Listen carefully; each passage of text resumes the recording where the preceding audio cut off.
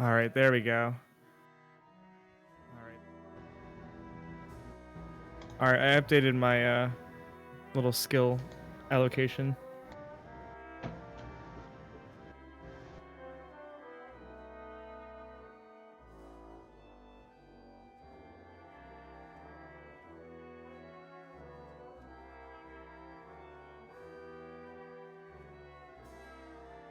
Hell yeah.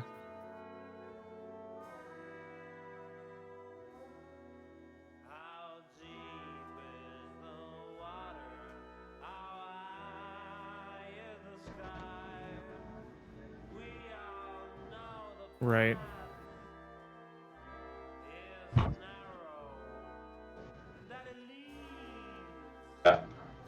Amazing.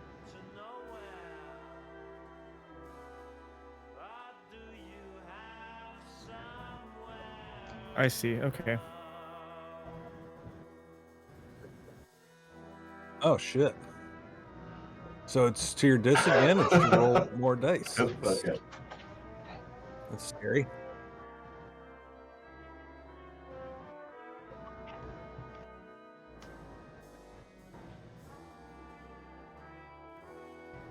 Oh, right. My bad. Interesting.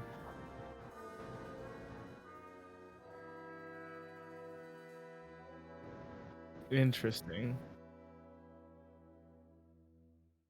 So, how are modifiers come into play?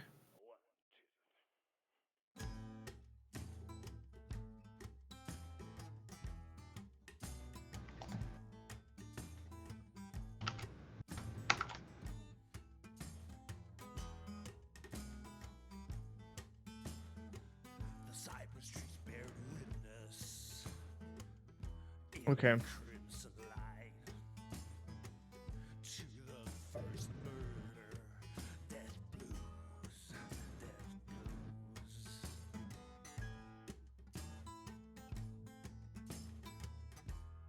Okay.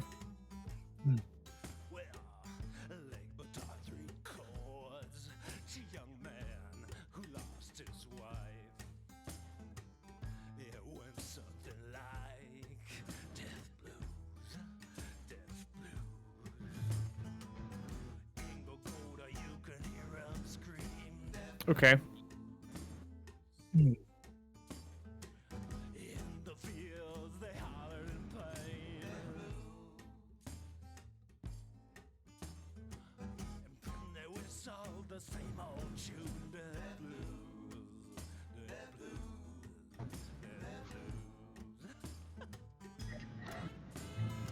Right.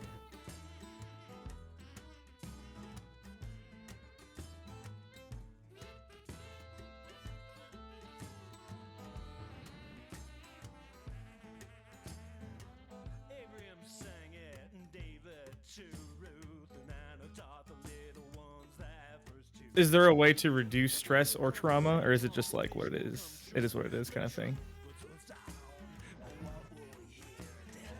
Fair.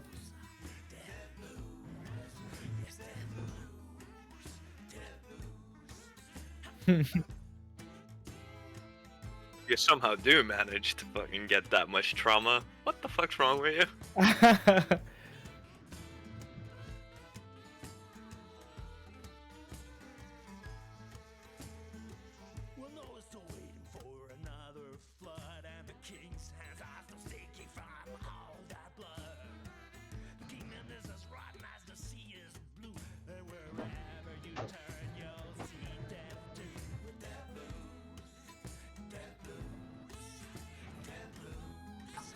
Okay. That way also stream viewers get an insight on how the game works.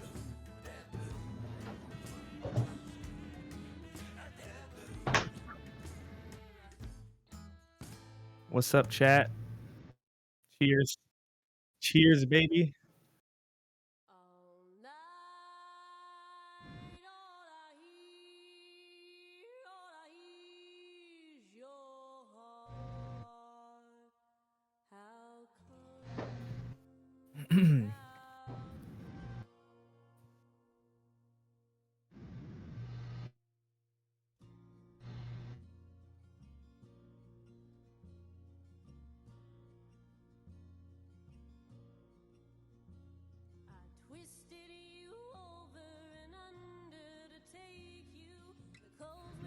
Mhm.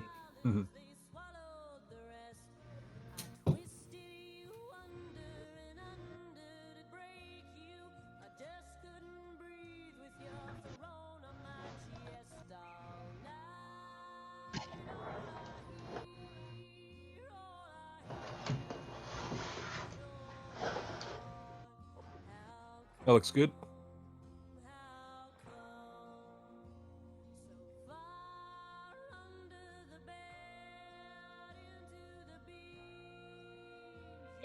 I cannot Oh wait. shit, he's going in.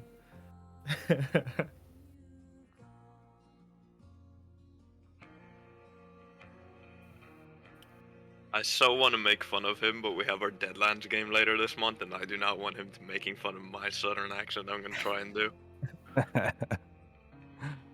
Yeah, it's interesting because I'm planning a campaign in the process. It's gonna be a big thing. I'm gonna try and like podcast it and everything. But like on my drives to work, I'm just like making up voices and shit. So I'm just sitting there like just doing the weirdest things with my voice to see what comes out and like, okay, that might work, or like, ooh, let's avoid that one. Mhm.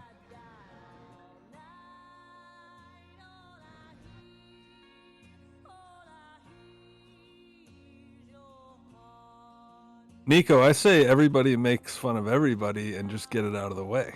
Oh, no, nobody's safe.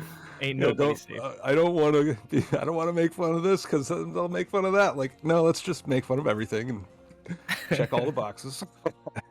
So I haven't decided. Totally.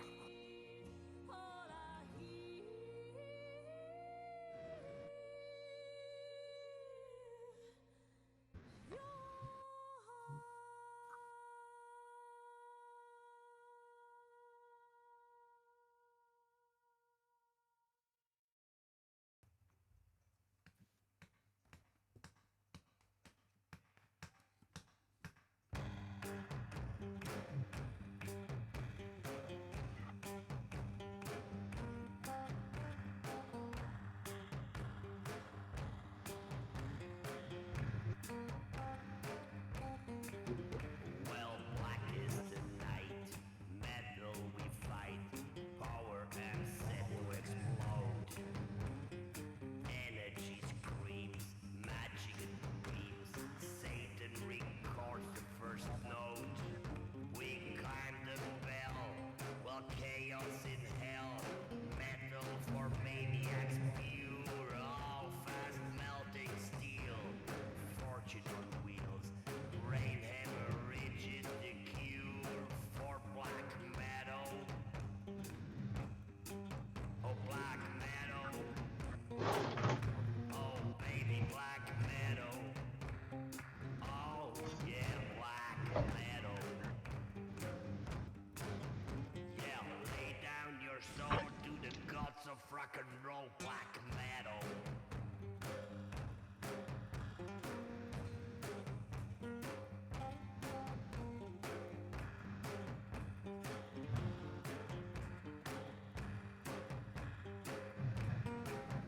Yeah, freaking so wild, nobody smiled, giving it all that you've got.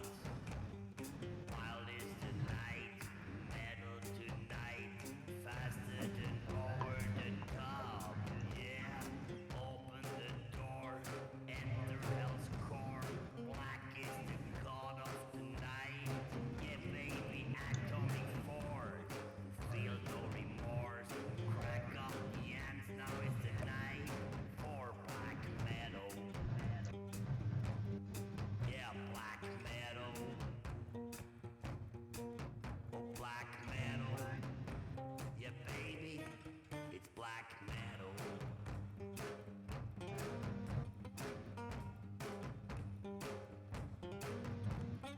Lay down your soul to the gods of rock and roll.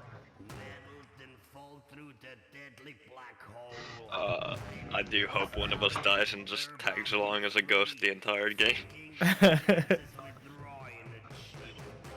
Being just like, just hey, heckling the rest of the party. boy, chuckle fucks, maybe don't do that. Against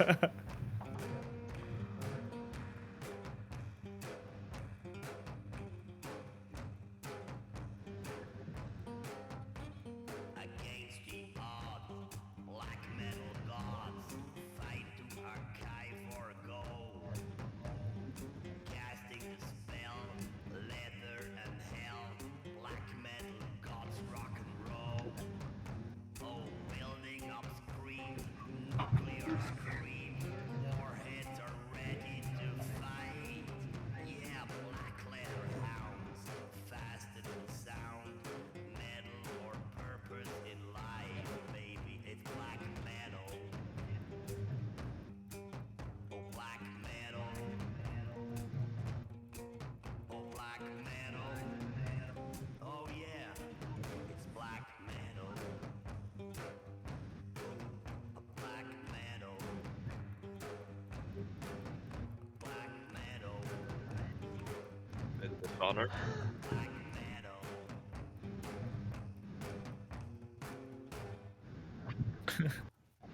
Armageddon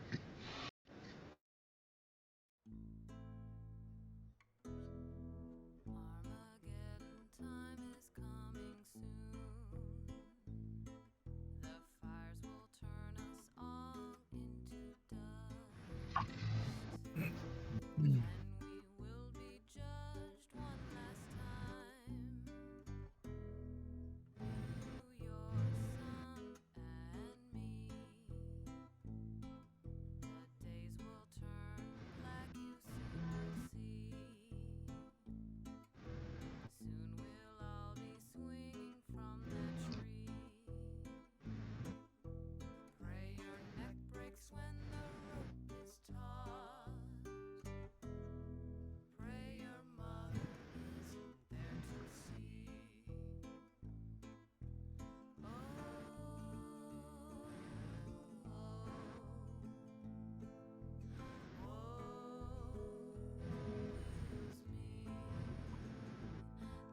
the state has put a date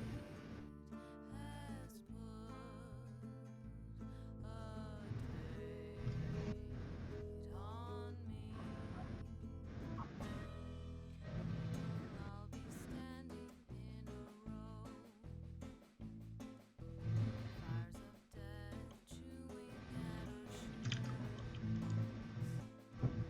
and we'll all be wearing navy blue. All our earthly goods will also lose. Armageddon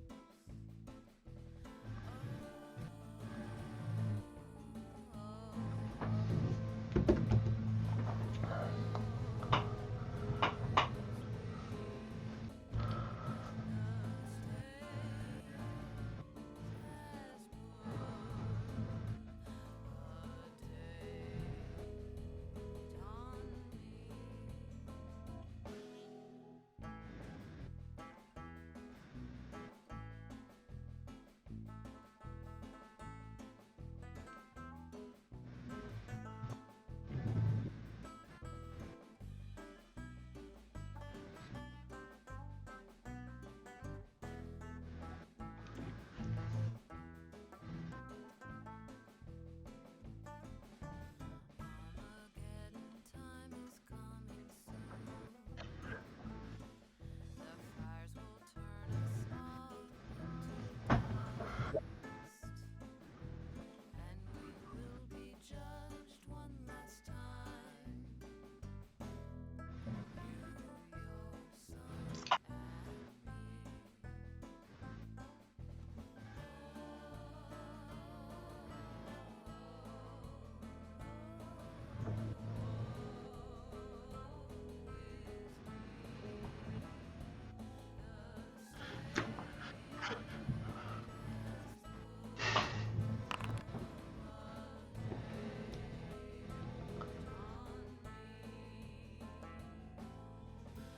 Ugh.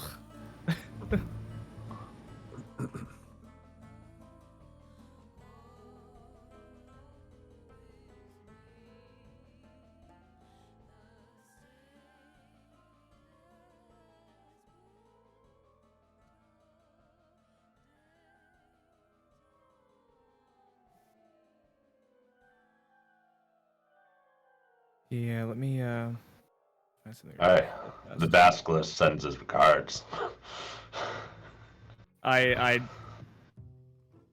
don't know what the returning phrase would be. I would just yeah, I would just yeah, the basilisk sends his regards, and I give him a nod. Just Roy. sitting in the corner, just like nodding. Roy, Doesn't even reply. Basilisk, regards, all that. Watching you with his pitch black eyes, just you don't know who he's looking at exactly, but definitely studying your movements at the very least.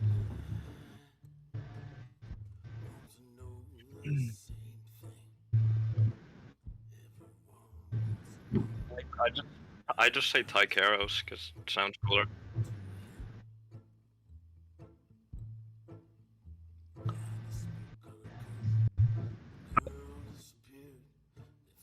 Yeah, I was gonna pull up my picture and I can't. There it is. Yeah, so I'm the Rat King. He's known as the Rat King because he's got some rat-like features. You know, he's got the teeth and everything. Not like full-on rat teeth, but like they're pretty pronounced. Like kind of like bronze skin, um, black hair and everything. He's got a nice mustache with a curl at the end. Just kind of pretty standard, like kind of cloak, pants and everything. He doesn't know why people call him the Rat King. He thinks it has something to do with the way he eats, but he's not sure yet. He's trying to figure that out.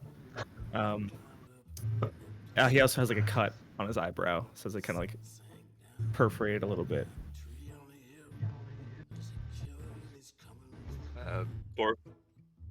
Corbin is, well, a Tykeros, given away by the fact that he has pitch black eyes.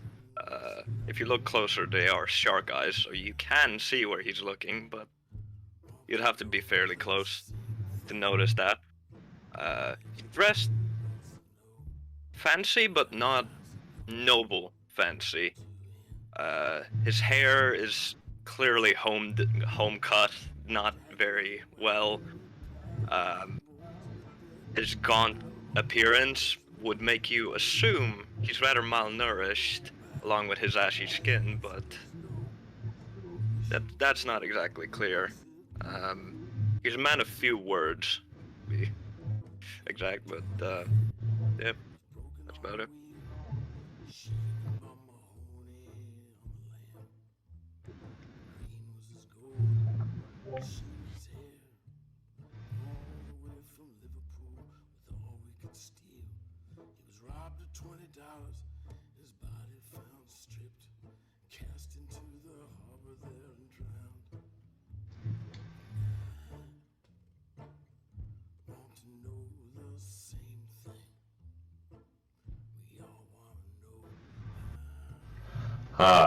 Peltz goes by Digby, but people that don't like him call him Peltz.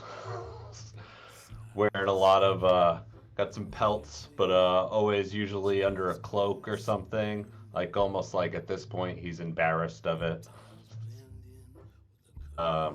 Grew up a trapper. I guess you wouldn't know that yet.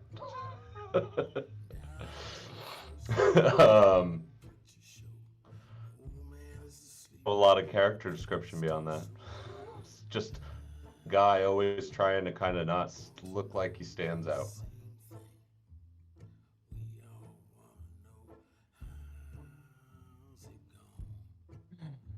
She's a big lady, but not too tall. Maybe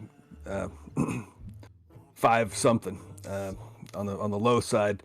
Looks like she's maybe in her 50s or even 60s, but either way, she's lived a tough life. But she looks like a tough lady. She looks like she just got off work at the docks. She's got work boots, overalls, rugged all-weather jacket. She's got all sorts of little tattoos creeping out of her collar and her cuffs, and all sorts of mismatched jewelry. Maybe even a Tykeros little charm. She's got just she's lived a rugged life. You might know her real name, Margaret Pennymore, but everybody prefers to call her Large Marge.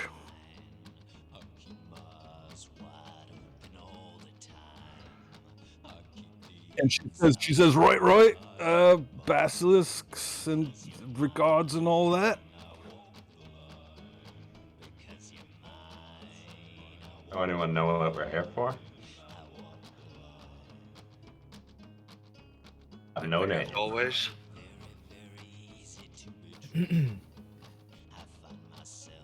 I think I know as much as you do.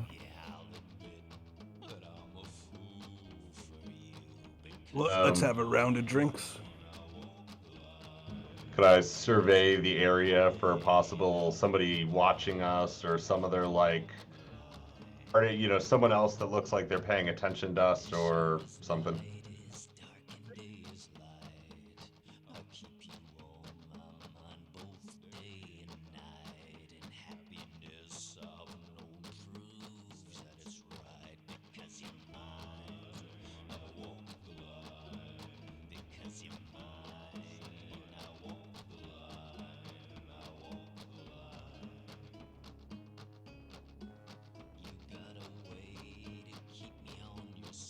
Orvin will stand up, dust himself off.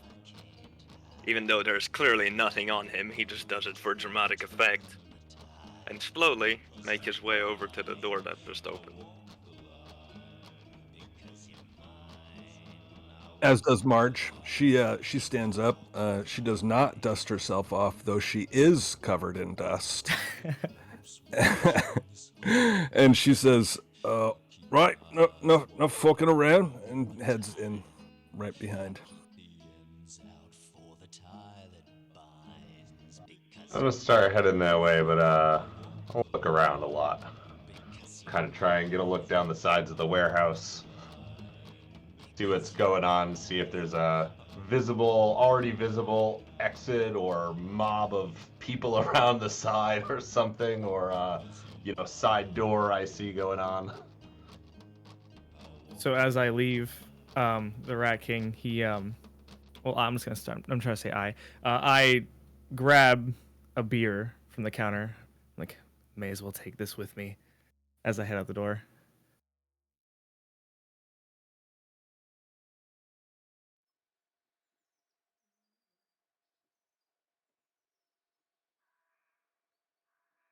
How deep is the water? How high is the sky? How deep is that love you said was mine? Deep dark river, it looks so cold. I'm sure you'll never leave me alone. How deep is the water? How high is the sky?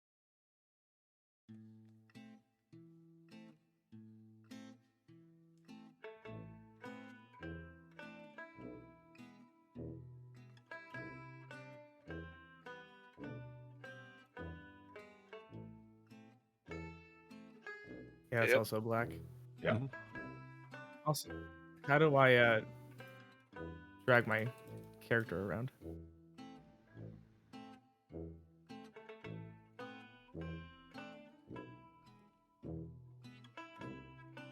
You goon. It has been a while since we played, so fair enough. Perfect. Oh.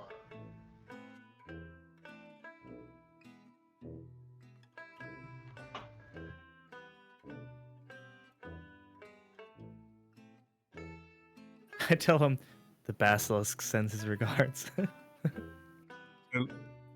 Yeah. I go, oh, sorry.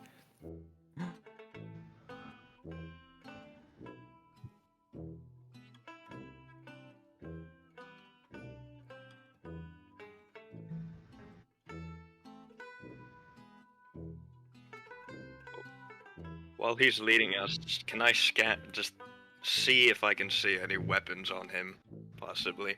Gotta be careful in this line of work.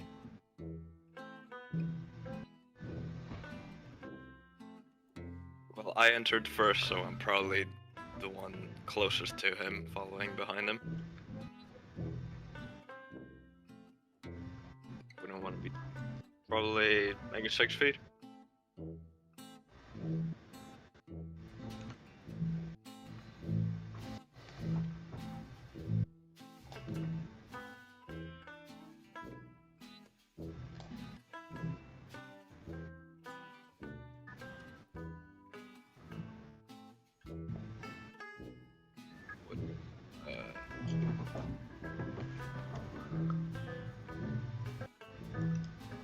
Er,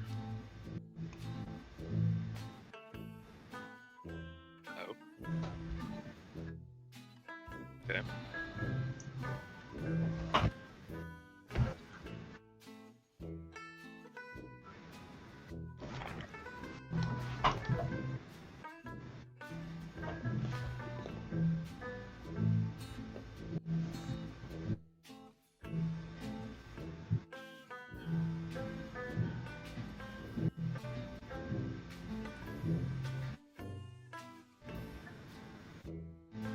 I think Lax. Yeah, it looks like it. Cut off my audio.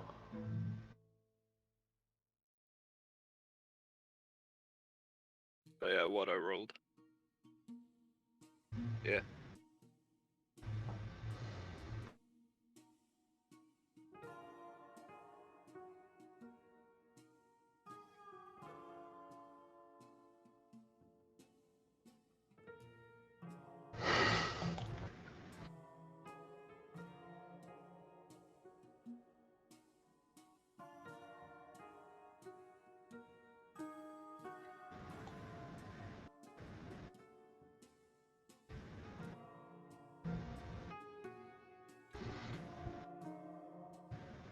By the way, I totally did this just to get the first roll out of the way.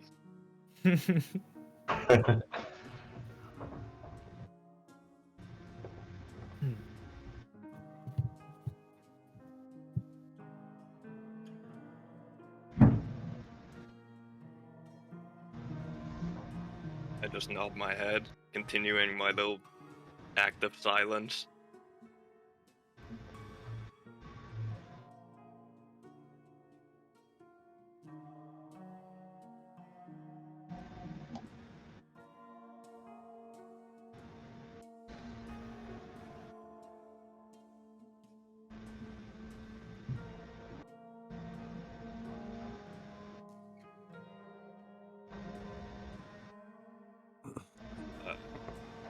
I do. You said it was a round table? I want to sit next to him. Yeah, that's what I was gonna do. So.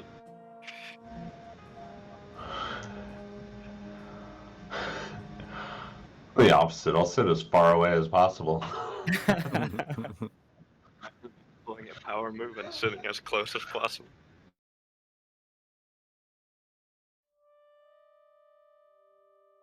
Yes, I sit. Exactly halfway away and close, right there in the middle.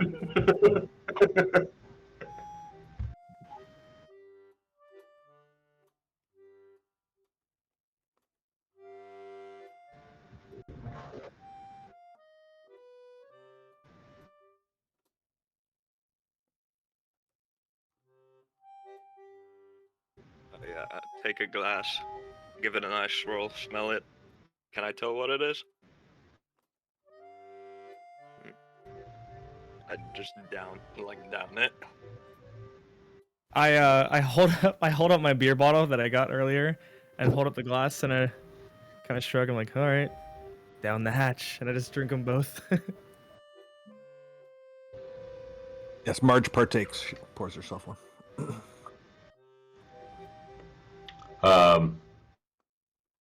I like to fake taking a swig.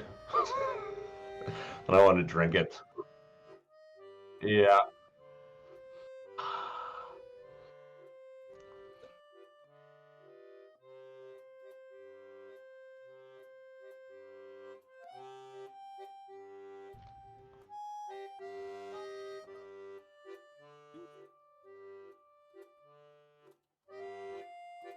Fine.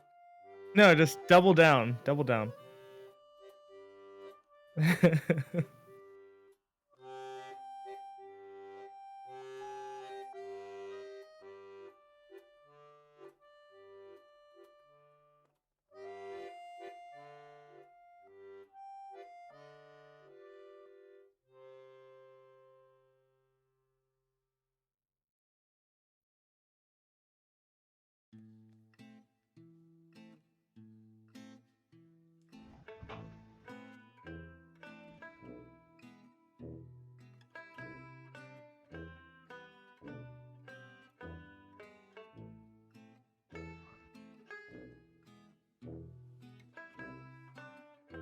Do we like the crows? Are we like Range we're of naming, by we're the way. like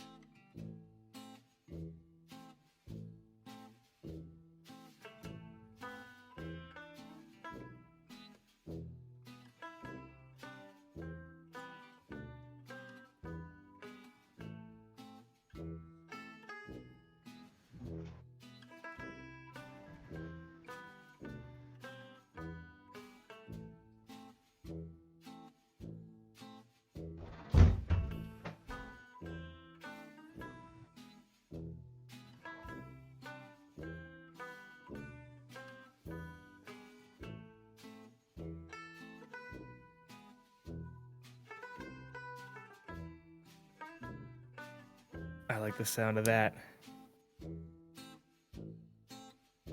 Orin finally decides to Money. speak up and turns to the basilisk and says, "Basilisk, sir, or whatever you prefer. I understand this is a lucrative opportunity for us, but I don't see why you would risk revealing yourself to anyone over this, seeing as the previous arrangements worked very well for lucrative opportunities before."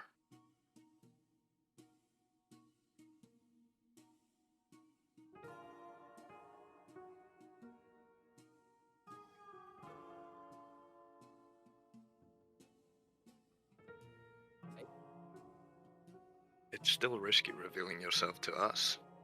We hadn't met you before, so why now?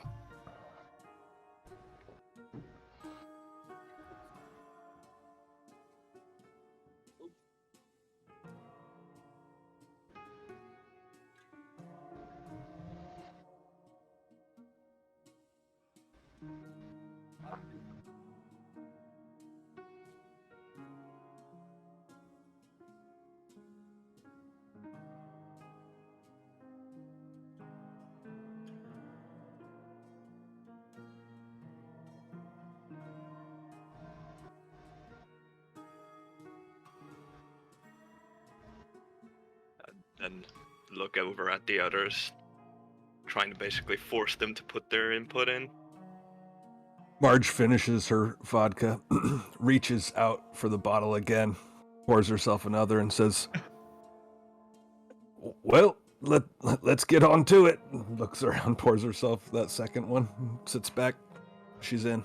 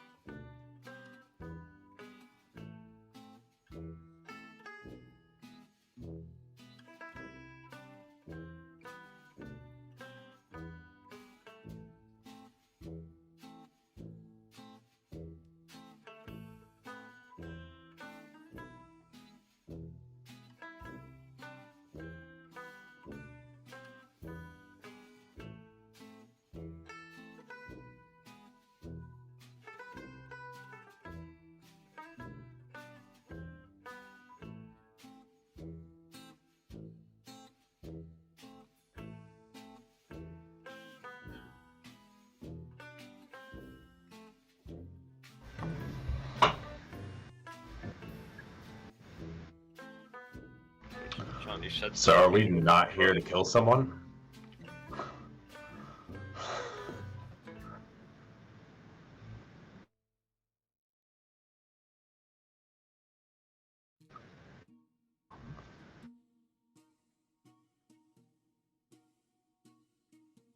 So, Sean.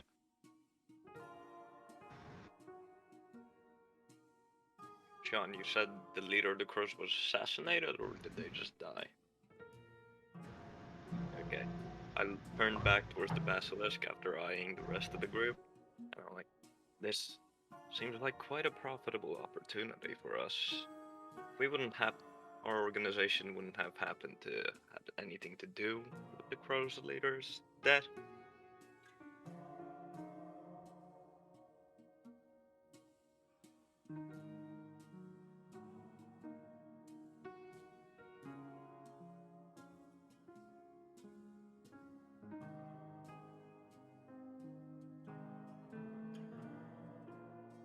Yeah, well.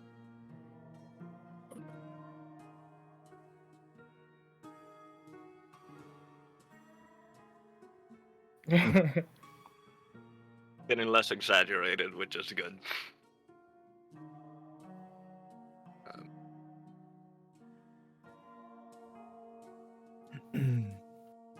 That was from a little while ago. I don't know. That was from a little while ago.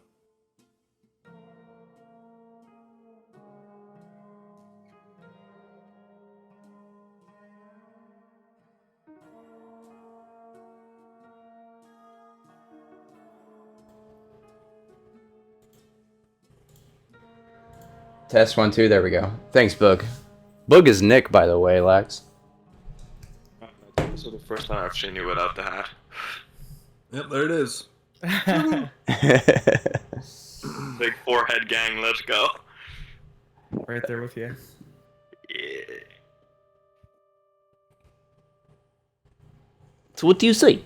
I need you to go see what he has to offer, so we can make our next game plan. I trust you to make the right decision in your response to him. Of course, you are not obligated to do this. You will be in a bit of danger. So But I that- take it that if we don't like his offer and turn it down, we won't be held accountable for any loss of opportunity there. I cannot guarantee you anything. You will be out of my reach. Very well. And I can almost guarantee you, knowing who we are, will ensure you are unarmed when they talk.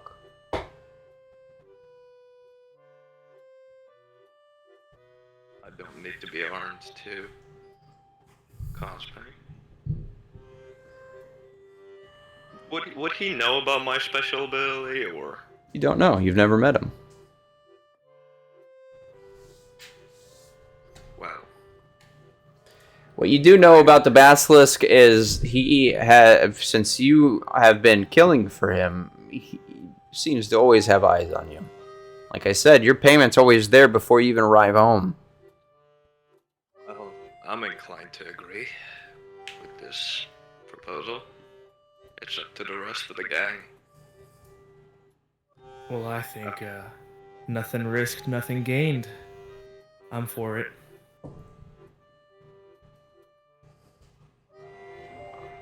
Might as well. If that's the work you got.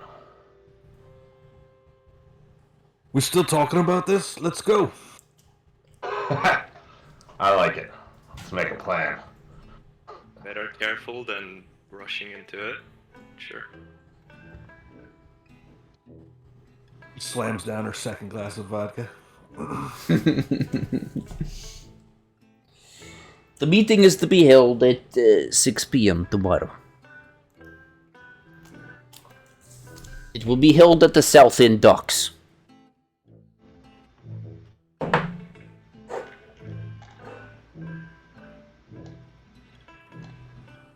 If you have no more questions, then that is all I have for you. After we have this meeting, you want us to meet back with you? I'm sure you got all that planned out. You'll receive a message after the meeting for the next move. What you say? Full of rats. Read, you'll fit right in. Yes, I believe it will be at their headquarters, the mining factory. Or warehouse, whatever you want to call it. I don't think they actually produce coal.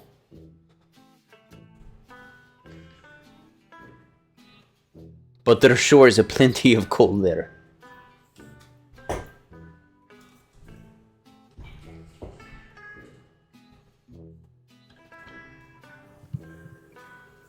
Marge gets herself up and like is kind of like doing a half stand up, like, and are we still hanging out here? Like, should I pour myself another vodka? Are we done here? What? Like, she's like trying to assess the situation, feel the room out here. Again, if you have no more questions, we are finished. All right, she gets up. I start to stand up, and as I do, I'm just gonna grab the vodka bottle and be like, "You mind? For the road." He gestures. And I hand it over to Large Marge. Enjoy. I also move to get up, but as I do, I kind of like wobble and stumble because I just had like 2 drinks almost back to back, and I am not used to that. So I'm kind of wobbling around and like holding on the table for stability. Marge looks a little more even in her pace. She's large, so it would take a lot more than 2 drinks to knock her out. Follow Marge. I think that Marge knows some of that dock area pretty well, and knows of a bar in that area, a dock workers bar. And what say we meet up at the Bloody Tentacle late That's right. tomorrow before this. I'll be sure to be there. Can we pick another place? I owe some money over there. I'm not trying to go back.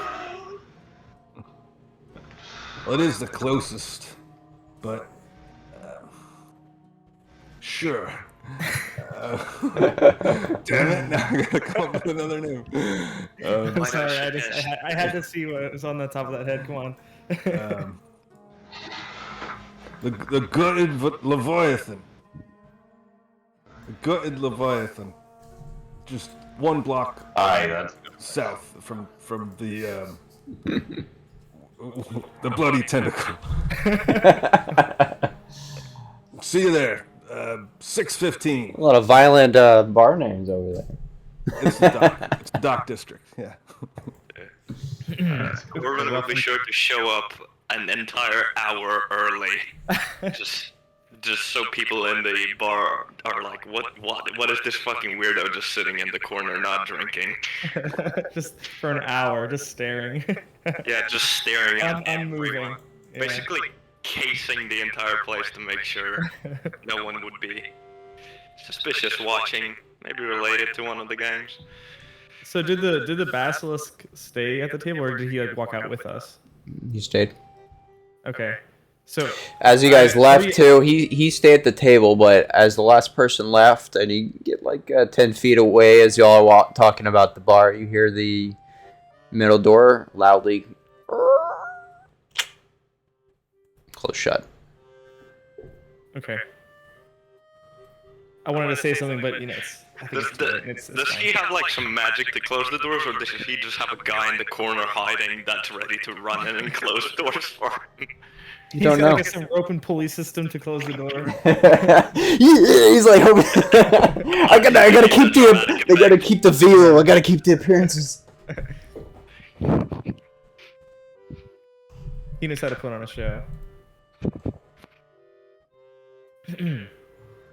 All right, so as you guys dissipate out in the blackness of Duskwall, we'll fast forward to when you meet at the bar. Marge So walks we're off into the meeting- night and looks directly into the camera and says, "GM, Leviathans produce electroplasm," and winks. And Thank walks you. away. I keep wanting to say ectoplasm. Like this isn't Ghostbusters. Those pylons that fire off the electricity, how often does that happen? They're constant, but you're very far from them. Okay. Very far. So only the really loud arcs are seen or heard. Okay. Well, I was gonna say that just as a little flavor, I was gonna have Rat King be unsettled by them every time, just like startles him constantly because he's not used to it. To give you an idea, in Foundry on the top, which one is it? It looks like, what does it look like? They added some new stuff too. It looks like an open book. That's the journal tab. You'll see in their map, and you can look at the whole map of the city there. Oh hell yeah. Oh, I see. So we're gonna be. Okay. And these aren't the docks. The docks. You're gonna be. Yeah, right. You're gonna be in the south, like western part of Crowsfoot. These are canal docks. They're very small docks with just like these flatbed canal, not rowboats, but these small cargo boats.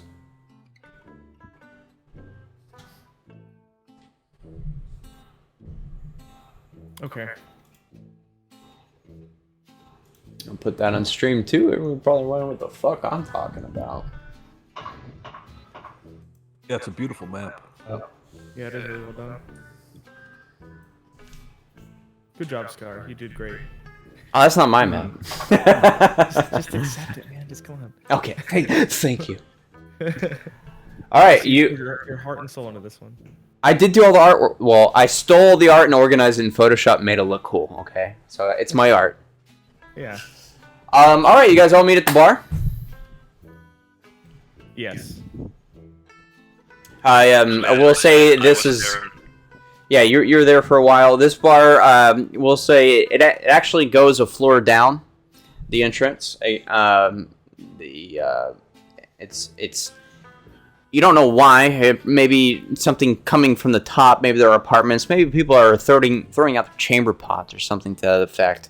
But the steps here are always wet, and that compounded with all the ash just makes it a little precarious. So you make sure you always grab on the handrail as you step down to this bar. The bar, as you enter it, the door is old rotten wood, but it still swings open. And you enter a very dimly lit bar. There are no electric lights in here. There are still just oil lanterns, so there's a bit of a haze at the top of the bar. You assume it's from the oil, but it's probably also the people smoking cigars here and there, or cigarettes here and there. There's a regular bar to the right, and to the left, where it's most dark, is where people go and sit and talk. You've come here sometimes seeking information about certain marks. It's seedy, but a lot of the dock hands like to come here, and the drinks are strong.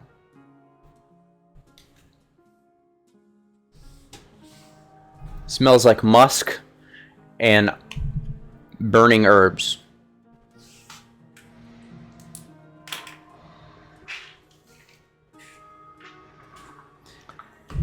The first one was Korvik, so you all kind of convene on there and see Korvik sitting with you at the bar. I would be just sitting out in the corner somewhere rather than the bar. You see his beady black eyes just staring from a dark corner in the bar. You can't really see him too much, but you never mistake those eerie black eyes. He stands out a little bit.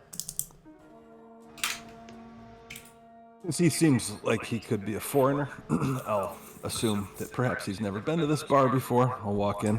Nice place, isn't it?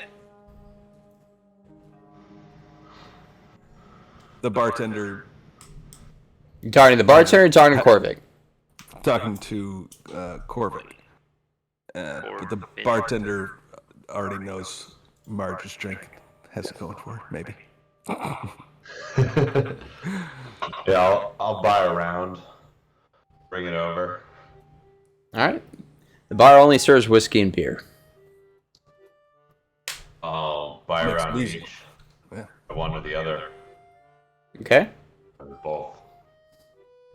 Extra shot. I guess you can afford it. You're an assassin. Beer and a Must say, shot. Beer and a Alright, shot. yes. All right. You get a beer and a shot for each, whether you choose to accept it or not. Mr. Rat King is up to you. All right. What do you guys do? I'll bring them all to the corner where Corbin is, anyways, and at least set them all down, including the extra for Sky. I look at them and I shake my head, take a deep sigh, and just say, down the hatch. Just take them both again. Set down the drinks. Corbin just sort of startles as if he was in a trance or something and not actually all there. And then notices you guys. Just is like, morning. Okay. Did we say 6 a.m. or p.m.? PM. PM. Okay. But it doesn't really matter here. Always night. No, that's fair. There's actually names for each hour in Duskwall, but anyway, moving on. Listen, Corbin's kind of weird. No one knows what the fuck his deal is. Where he came from. If Corbin is his real name. And despite it being 6 p.m., is actually one of the lighter times during the day. Interesting. Twilight, one of the embers from the broken sun burn right now. So might as well be morning. So So what's like, the plan here? Gonna scare this guy into liking us? it seemed Fear only gets you so far. pretty open to interpretation. I think he didn't give us much direction, which, in my eyes, gives us a lot of wiggle room. You know. Fear only gets you so far. I have my own ways of making sure people give me good deals. So some insight as experienced criminals in the world of, I wanted to say Band of Blades, but Blades in the Dark. If there was a tier system, which there is, of 1 through 5 of gangs and or criminal organizations or crews in general, you are a tier 1. The Lampblacks are a tier 2. Needless to say, their boss would be formidable. And probably well protected.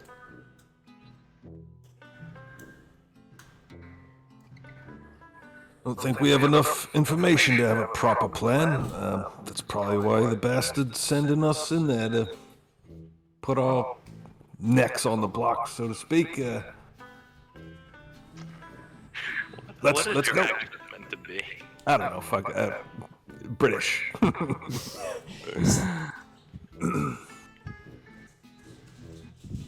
You did say we should make fun of each other. yeah. I feel like I went pretty tame on mine. I can switch it up if you want. Do something wild. I don't need to do an accent. I'm Irish. I'm already good enough. You still have a weird accent, even for an Irish, Got weird that- Polish got Irish. that built-in role-playing voice. Listen, I'm from Limerick, which is known as Stab City. Is that good enough for Blade? He has killed that Irish accent every time we played. He does it really well. well practiced. It's almost like I grew up here. So Marge does her shot, crushes that beer. Let's go. Yeah, alright. When we get there, I'm gonna make myself scarce. But I'll be there. Yeah, maybe Okay. 15 till 6 p.m. I'm gonna just, as I get up to head out with them, I'm just gonna say to Reed, let's go, rat boy.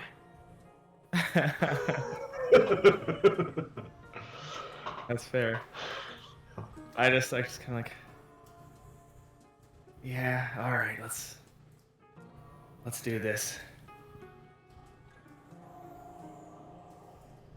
As we head there, I'd like to start to prowl back and try and not be the most obvious person on the street and let them be. No matter what, fucking Corbin is the most Sunlight. obvious person around. Yeah.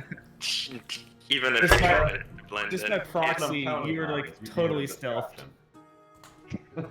So you're trying to hang with them, but keep them back and try not to be with them. I don't want to lose sight of the group, but I'd like to more maybe be mistaken for just somebody just wandering around the docks or something.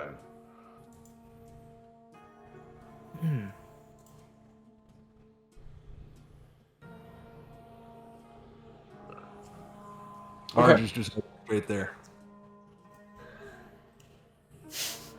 Marge is there, man. She's there. He's in the zone. She's large. So Alright. as we're walking along, is there like people around us too, or is it kind of like dead street and we're just like the only ones on it? You begin walking down the cobbled road towards the coal warehouse where the Lampblack's headquarters are. There are people here and there. It being the time of day there is quite a lot of foot traffic as people are coming off their jobs down here. This is Right. in southern Crowsfoot, more on the poor side of Crowsfoot.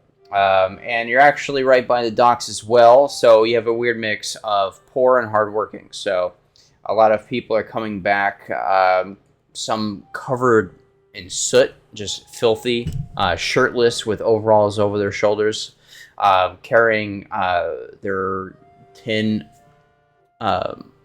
lunch boxes or toolboxes or what have you. You don't see many electronic carriages here, cars, or carriages at all for that matter. If you do, they're normally people that are foremans or something like that to that effect heading out of Crowsfoot. But to answer your question, the foot traffic is pretty dense, Okay.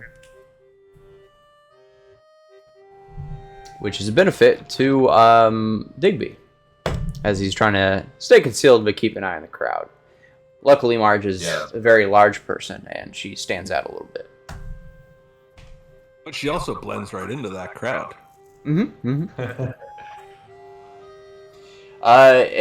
Eventually, you guys make it to where you know to be the Lampblack's headquarters, and head around the side where you see people standing around, obviously on guard and obviously armed.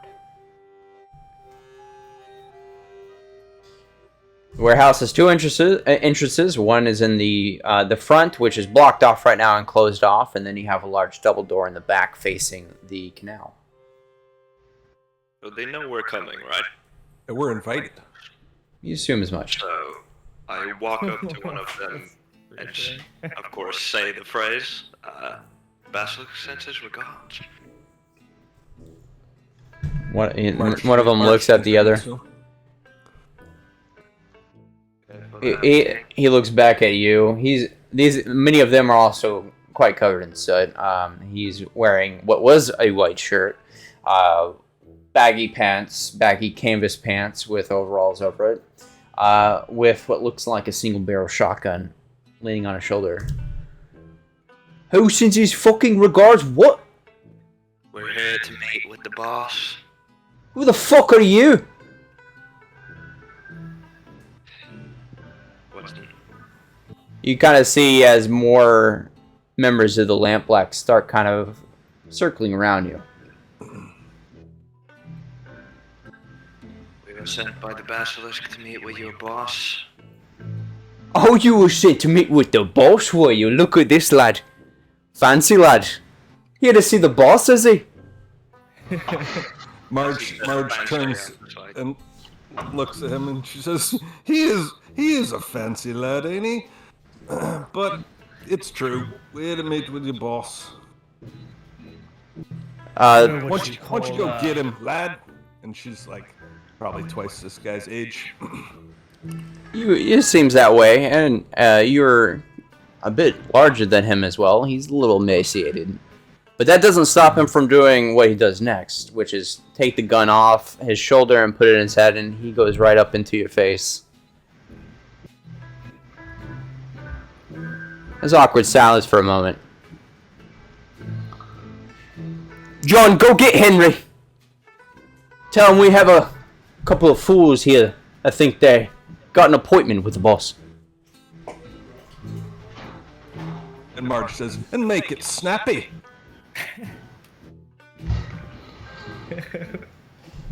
I'd like to come up now and try and like catch him a little off guard right behind him.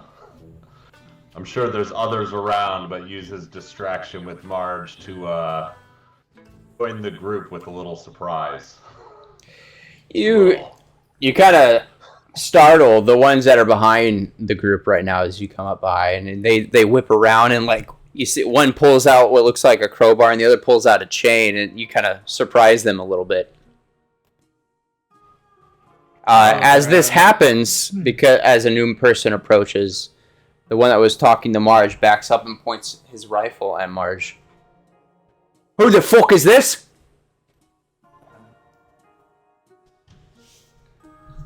What do you mean? Look here. He's with us, unfortunately. We're all just here to have a little chat. All of you, put your hands where I could see them. You got any more people just trickling along? Oh, I do believe that's all of us. Unless Ratboy has some of his vermin friends with him. You, Hunter boy, get over here. Yeah, he references to you. References to pelts. I walk up. They kind of let you in this and circle with the others. He traces the gun on you, waits for you to put your hands up. I ask the guy with the Oh, shotgun. come on. I asked the guy with the shotgun, and I'm like, "Why all the hostility? We're just trying to have a chat. That's never hurt no one." Oh yeah, he's never heard no one ever. No, one of the other gang members finally runs back after all this. Comes up to the man with the shotgun, whispers in his ear. All right, Henry, Michael, pat him down. All right, so two of them go to each of you and start frisking you as your hands are up. Obviously. If you want to say with a flashback that you concealed any weapon of any kind, now's the time. If not, they remove any weapons that any of you may have brought. Orvin didn't bring any weapons, because he's more of a words guy. Marge has a big ass knife that she shows to them and hands over, and it's unlikely that they want to frisk her. She opens her coat and Nobody's touched me like this since she's my husband. she's like well, Michael, Henry, have at it. And like she offers up the knife first. What's up, honey? Yeah. Okay. They reluctantly and hesitantly, but eventually do so. They do frisk you, and thoroughly. Ooh, I can pass up that doctor's appointment. Don't be shy now. All right. I'm gonna want that knife back, son. Once they're done, man with the shoddy gestures y'all to move to his left, to the back of the warehouse. Could have been more careful. You ruffled the jacket a bit. One from the back of the warehouse comes down. He also has a single-shot shotgun. Leads you in as the others, two more others, in addition to the initial person you met, stay behind you with what look like a cleaver and crowbar. The others that surrounded you earlier go back to what they were doing before. And you are led inside the warehouse.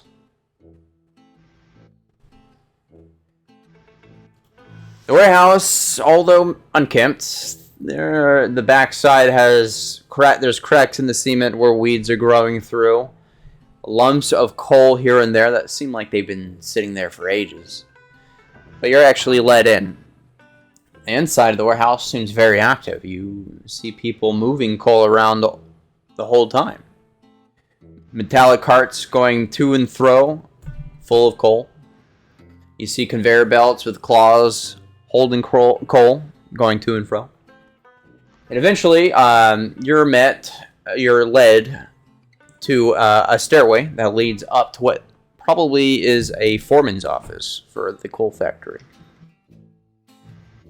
Here, in the coal factory, before you enter, there's a large, bald man standing at the door with his arms crossed. Looks like he's seen a thing or two. Covered in scars, tattoos. Not the prettiest fellow. As you guys approach, he reaches over, opens the door, pushes it just barely ajar, but doesn't say a word. The man escorting you in with a shotgun leans to the side so that you all can pass. And the one behind you. On you go.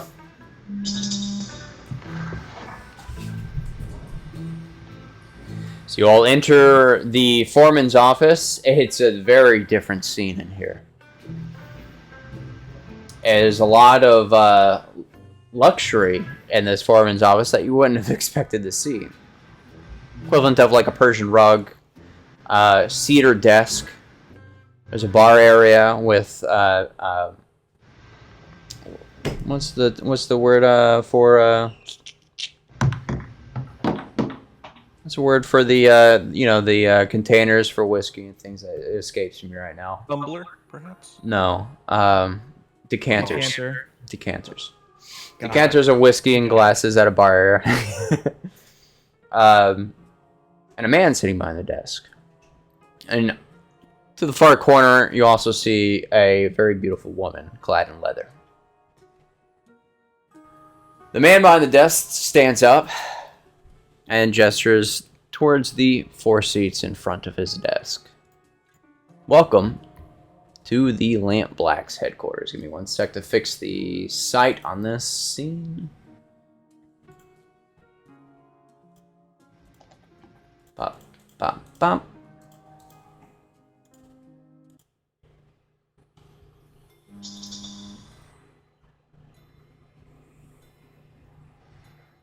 All right.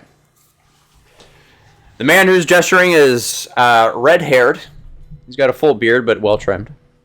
Wearing a cabbie hat and fairly nice 3-piece. Come in, come in. Make yourselves at home. Help yourself to some whiskey if you like. As I walk over to one of the chairs in front of his desk, I'm like, well, at least someone around here has a dress sense. I always As he dress my says- best. As he says that you can help yourself to whiskey, I sigh and say out loud. I say, you really love your hard liquor, huh? And I walk over and I pour myself a glass of whiskey, and I take it back. You refuse. I get myself a glass as well.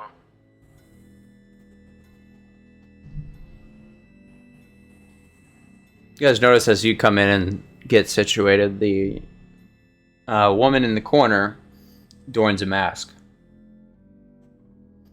The mask is kind of what you would expect in like a Greek theatrical play, with a very like exaggerated, unhappy face. Looks like it's made of porcelain.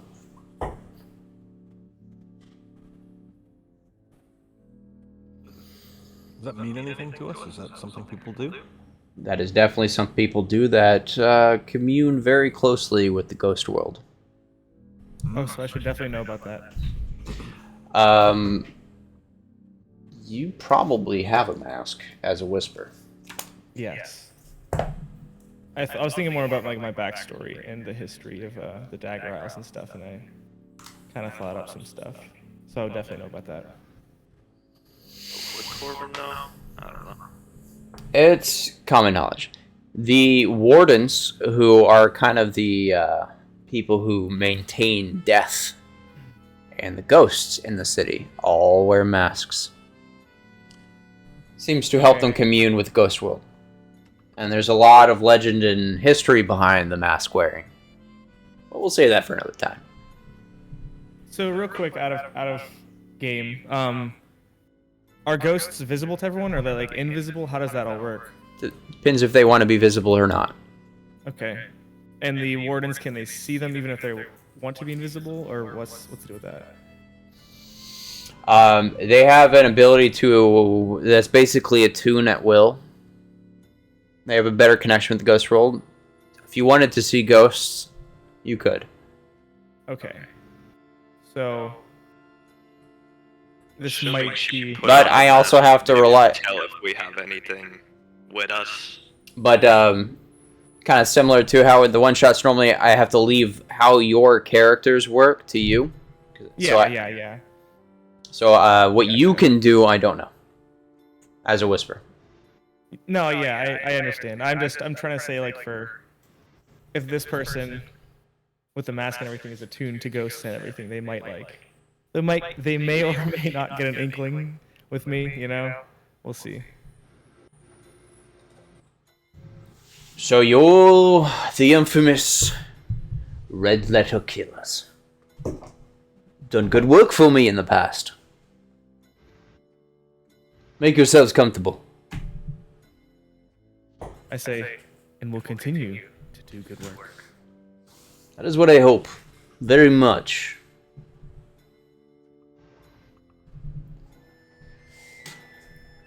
As you guys get situated, he takes out a cigarette, lights it, takes a sip of whiskey. I was hoping to meet the basilisk himself for once, but I hear he's kind of a secretive person. I say, he sends his regards. Of course. The reason I've called a meeting for you is because I need some work done. I'm sure you've heard what's going. I don't know what this guy's accent's supposed to be. I've heard you've heard what's happened to the crows, and that we're currently at war with the Red Sashes again. I've heard through the grapevine, yes.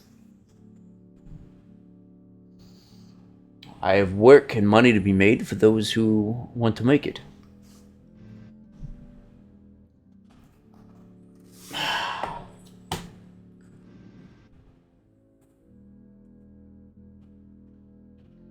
Well, what do you reckon we're here for? I'm checking right now.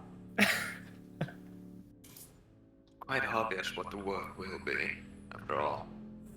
We're all in the same profession, so what else would you require of us? Now, our acceptance or refusal depends on what you offer us. My current problem is the very empty, the endless pockets the Red Sashes seem to have. I need to hit them where it hurts most. Their coin. I've got word that they get funds funneled through an emissary.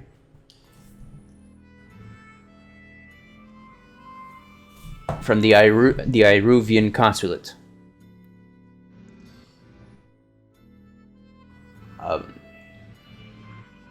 The consulate as an ambassador that goes in, we've seen transfers of the funds. I need him taken care of. And in the process, I need you to find out where their treasury is. No. That goes a little out of the purview of the Red Notes, don't you think? We're assassins, not information seekers. You do this for me, not only will you get to keep substantial funds that we may gain from the treasury, but I offer the Red Letter Killers permanent payroll and a position with the Lamp Lax. Substantial is a rather vague word. I would rather some more specifics. Yeah. Any wet work needed would exclusively be brought to the Bloodletters. There's much money to be made if we win this war. We could potentially take the Crows down after. That's an awfully large leap, don't you think? Is it? We're talking about the crows here. The Crows are weak right now. They're in disarray. Once we take care of the Red Sashes, we'll have enough of the town to take them out. They won't have any outlets anymore. We'll control the entire drug movement in the city. Who's to say you can take care of the Red Sashes quick enough before the Crows reorganize? That's why you're here. I look over to the others. I'm like, so far, not sounding too convincing. What do you guys think? What kind of informants do you have on the inside to know when the crows will be ready or not? A good poker player never reveals his whole hand. I nod. Still a little bit pissed at those boys outside. Were they having a laugh at our expense, or what was that all about? What are you talking about? There's security.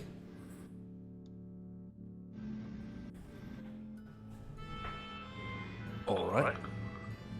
Should have probably let your security know someone was coming to meet with you.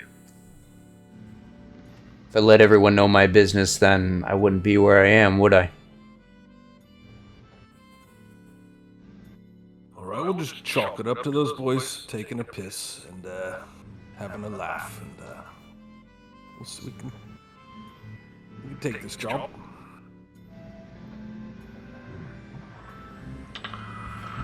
Let's get on with it.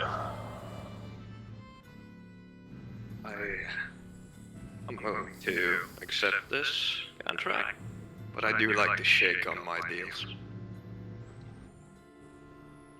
And I put my hand out. He stands up, puts a cigarette in his mouth. Is that all of you then? I take another deep sigh, lay down the hatch, and put my hand over there. All right. Are we doing like a go team type of thing? He spits in his hand. I forgot to mention that I down the whiskey. He spits in his hand and goes to shake each person's hand. As he shakes mine, a symbol of a spider appears on both of our hands. Deal is sealed. Marge gives a big ol' putui and shakes his hand. Oh yeah. Gold loogie. What is the deal that you just tried to make? Well, he promised us substantial gains here. So, if he either double crosses us or, Doesn't fulfill his promise. his end of the bargain, obviously my deal the ghost contract will go through and harm him. If we double cross him by not completing the contract, turning on him, whatever, it'll go on me. Okay. He looks down at his hand and smiles. And you hear something click to your left. You look... Yes. You look over and see that aimed right up here is a pistol from the woman that was previously in the corner. I just do a little grin. I'm like, to worry about. You may dispel that now. I'm afraid that once the deal is struck, I won't ask again.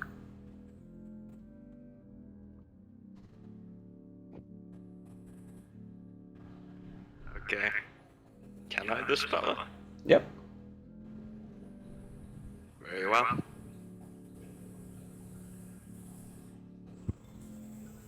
I dispel the deal.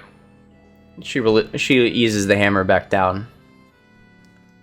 You That's keep the good kind of company. security I like. You keep good company, sir.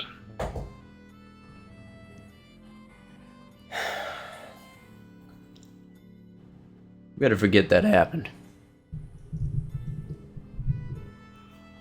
And assume maybe you are new to this type of situation.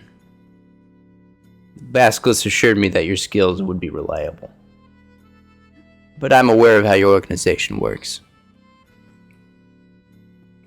Those contract is simply to ensure that we both keep our end of the bargains. You're not the one calling the shots here.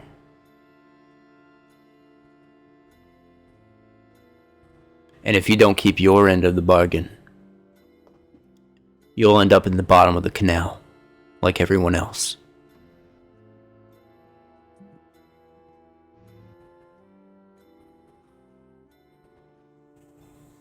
She'll give you the information on your way out. He goes and sits back down.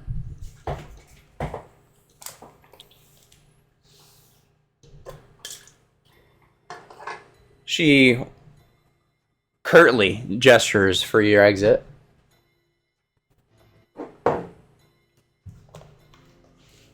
Wait, as I walk by her. As you guys, whoever's in the front opens the door, you're greeted with 4 people with rifles pointed at the door. You see her make a gesture in the back, and you didn't see any of them before. They let you pass through, head down the stairs, the open stairs to the warehouse. Each of them Were they, seem like, to be right in front of sizing the you up. door? Mm-hmm. Can we pass them?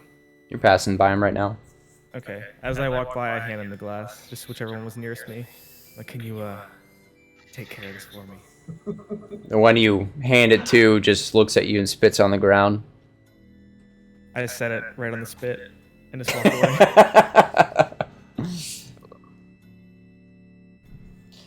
I'll be right back. All right. We're walking out through the warehouse or the coal warehouse. Heading to the front door. Yes. Or technically the back door. Okay, where we came in, Mm-hmm. and Marge spots the guy who has her knife, and where's he? Is her knife visible? You don't see that quite yet. Well, she's heading towards him for her knife. Not. I will note though, as you guys are walking out, you see a barrel of coal. You catch a glimpse as one of the arms with a ton of coal kind of opens up and starts pouring coal in. You get what you swear was a quick glance of a hand in the steel barrel, and then it quickly gets covered with coal. One of the workers that holding the steel cart looks at you and doesn't let his gaze down. I strike up a friendly conversation with the woman on the way and get a little personal information or anything she's willing to give that I can get about who she is. What do you say specifically? Oh. Like, so, how long you worked here? I've worked here long enough. What's it to you? It seems like we're applying for some long-term work. I want to know if that's really long-term. What's long-term around here? A day? A week? Lifetime? You're not in too similar a line of work. Is anything truly long term? Is anything truly guaranteed?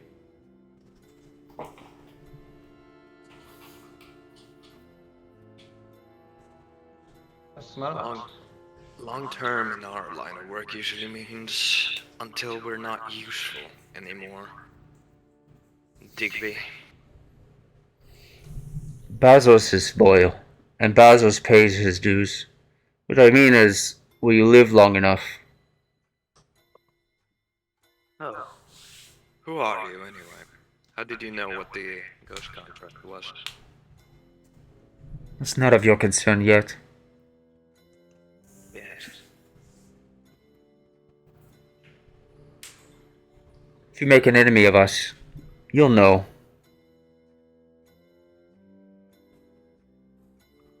I'd like to make a friend of you. Like, Hello. Keep the mask on. You guys reach the back. There is one of the guys outside, dirty. The one that took your knife earlier has got overalls on with the cabbie hat.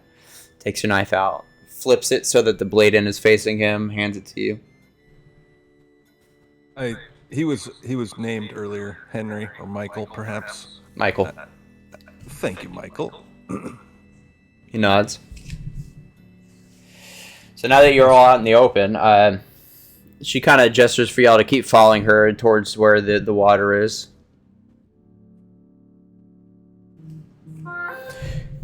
These canals have served as our lifeblood for long times.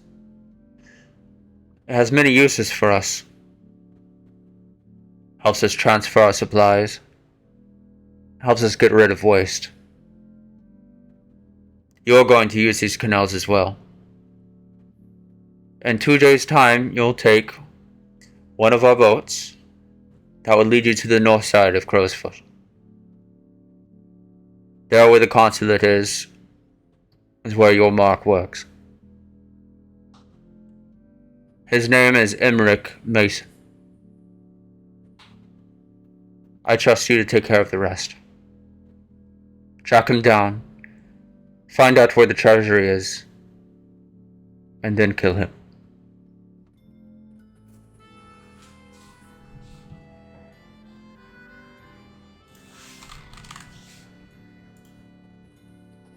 So, from a player perspective, when Nico was saying like, "Oh, we don't do information," like that's just loot for us, basically. We're getting paid by stealing the treasure from the target, so I don't think we have any complaints. I He don't think- specifically asked us to find out where they keep their money. And remember, we're assassins. But they also told us that we can take that money. He said that there's money to be had. Now, the job is to take out this target, but interrogate him first to find out where the Red Sash treasury, the secret treasury, is held, and then bring that back. Bring back the information. So I misunderstood. We're not gonna get the treasure. Now, obviously, since my ghost contract didn't Yeah, get I was into thinking the effect, same thing actually. we can just say fuck it and go to where the treasure is ourselves. You have several options. We do have You should have just allowed my contract to stay in, because now we have the opportunity to. Let me put some fun ideas in your head. So there's a lot of options in this situation that you can evaluate. I can think of 3. You can do what they're saying and bring them back and maybe make an ally. Or maybe you can go to this person and tell them what they were planning to do. Maybe try to get them on your side and take advantage of the information. You could go, you could get the information, kill him, and then go to the treasury yourself. You could go to Crows and tell them what's planning and what's happening. You have a lot of options. Personally thinking, what is it, the Red Sashes? They seem to have some pretty high up contacts Mm-hmm. that would prove very useful to both us and the Basilisk, compared to just this union gone gang.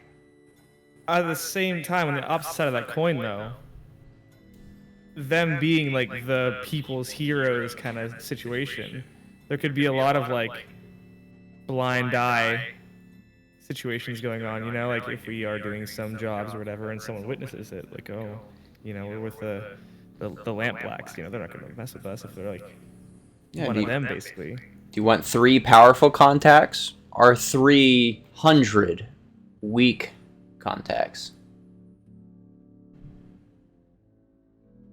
I have a quick question actually. You said that the crows, like what level of gang is it? You said like we're 1, and then the red sashes and lamp blacks were level 2. That's a good question. Let me check for you, actually.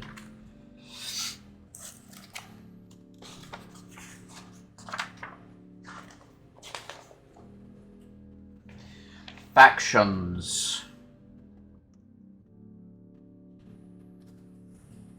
Page 283.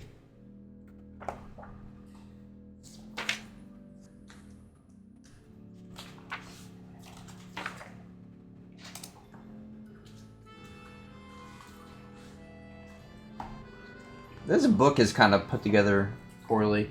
All right, the crows.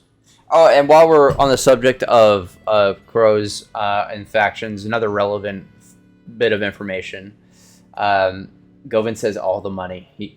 Govin says go for all the money. There are cops. All right, they're referred to as the Blue Coats. They're the City Watch. So if I ever say Blue Coats, you'll know who I'm talking about. The crows are in their current state a tier 2 as well. In their glory though, what were they? 3.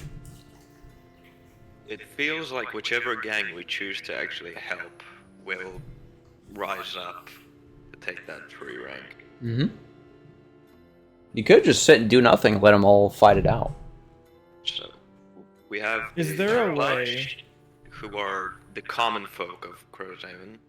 Then we have the Red Sashes, who are foreigners first and foremost, but have connections within the actual like power structure of the city.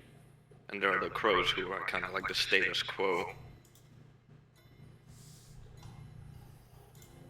I'm going to give you guys time to think about it while I get a soda and go to the restroom real quick.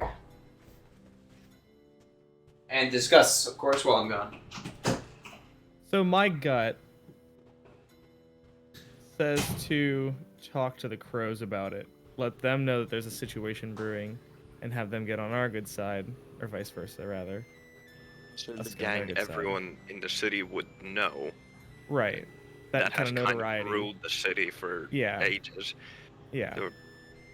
The Lamplights have the common folk that work at like the docks and whatever in their domain, and then we have the rich folk. Yeah, there's a lot of gray area, obviously, Yeah. in this situation. I'm trying to figure out which one of them would be the short-term gain. I mean, with the crows already so established, but maybe people are sick of it, you know? Maybe like the era of the crows. So, is coming since to an my end. ghost contract unfortunately got fucked, I mean, we it could have could been play- fortunately gotten we fucked. could have played. We can't play all the sides at once right now. In what way? How would we? Because going to the crows and telling them about what's going on doesn't necessarily preclude us from going to the red sashes as well, or actually going through with the contract. So what you're saying is we put them all against each other, we stay out of it, and then we rise from the ashes. Play all the sides at once. We can start our I- own gang. What we can do is go to the crows, tell them what's going on, and then go kill the red sashes leader, and make sure it's actually like clear that it was the Lamplights that did it. So we can play those sides against each other, and then the crows know about it and get involved as well in the power struggle between the two. Like the crows like them both, right? That was they're Well, both no, the they're two all gangs rival operating gangs. in the crows' favor. It seems like it's a cold war between the three. The crows were on top, and now that they're in a turmoil, they can't do anything. I was thinking we could go to the crows and then we could try and like weaken the red sash, like execute the actual plan for the Lamplacks. Then That's what I'm thinking. execute the Lamplacks. Not only do we actually go through with the contract for the Lamplack, we also empower the crows by basically taking out their main rivals and allowing for a total takeover for that gang. That's what I'm thinking. As you guys are discussing this, obviously, Mystery Woman had left you by now. You guys are at the warehouse near the canal discussing things. Henry walks up behind you guys with his shotgun on his shoulder again. He kind of stands there with a grin on his face, waiting for someone to notice him. I ignore him on purpose. Oi, lad. What's up? He smiled. 1402 Windsor Street, 7 p.m. tomorrow.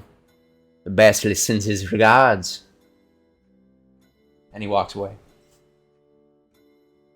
Fucking cunt pretended to not know what the hell I was referring to when we were talking to him earlier.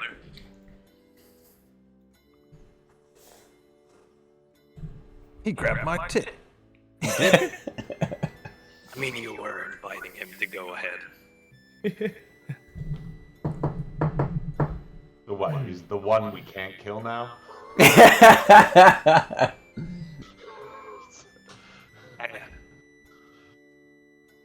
In reality, this is some like undercover boss shit where it's actually the Basilisk the whole time. He's working the streets. He's really like always in disguise. Like what's those old movies where they would put like shoes on their knees to be kids and stuff? Like that's him with the kids. It's always him. He doesn't have Every- the time. Every gang is just him. Yeah, leader. That compounds with him like the police. His organization doesn't actually exist. It's just you guys. It's just y'all. He like really like puts all his effort in. This is dude. I'm telling you, he's always been. See, it's that rope pulley thing. He just loves the drama. He loves the pageantry. This. It's all coming together. Oh fuck, man. It's just him and like one of his cousins that pretend to be this big assassination. This is the most incredible prank video he's ever made. Awesome. I love it. BroTube is gonna love this one. Yeah. So here's my concern is that if we let the crows know ahead of time at all, and it's probably going to be much harder to capture, interrogate, and execute this guy. Like the consulate. Because there's a chance they show, there's some sort of warning that permeates. Even if the crows don't tell, maybe there's a mole in their organization or something. The more that people that we tell, the chance that, like, we walk into a trap when we go to assassinate this guy. And I assume there's some sort of torture. I figure maybe we try and nab him and bring him somewhere else. What I'm thinking is we go kill that guy first, get the information we want from him before killing him, whatever, and then drop an anonymous letter to the crows, telling them that the Lamplights were behind the murder of this consul guy. Do we want it to be anonymous, or do we want them to know that we're the ones that? We don't say who it's from directly, but we do have the Basilisk sensitive regard at the bottom. Just Oh, so someone in our organization, but just doesn't know exactly. yes, so Okay. it can't be directly traced back to us as a group. On that note, I'm going to give you guys access now to a Basilisk journal entry, so you guys can make notes. There's an image in there as well for you to click on to look at, but you guys should all be owners of it and I see it. and be able to put your notes in there. So you click on text to add notes, and you click image if you want to see the artwork. That's actually from the book. I just noticed I had to add that because Basilisk is my creation, but this picture looks exactly like who I think he looks like, so that worked out. 2 for 2. The image for the leader of the Lamplights, isn't that literally from Peaky Blinders? No, that is some random stock footage of some dickhead with a Victorian outfit. Honest, that looks like a guy I've seen at the pub down here. Probably so. The text entry on the journal, is that shared amongst all of us? Yes. Yes. Okay. I might have missed that part. There's something else I was gonna say too, and I forget what it is now.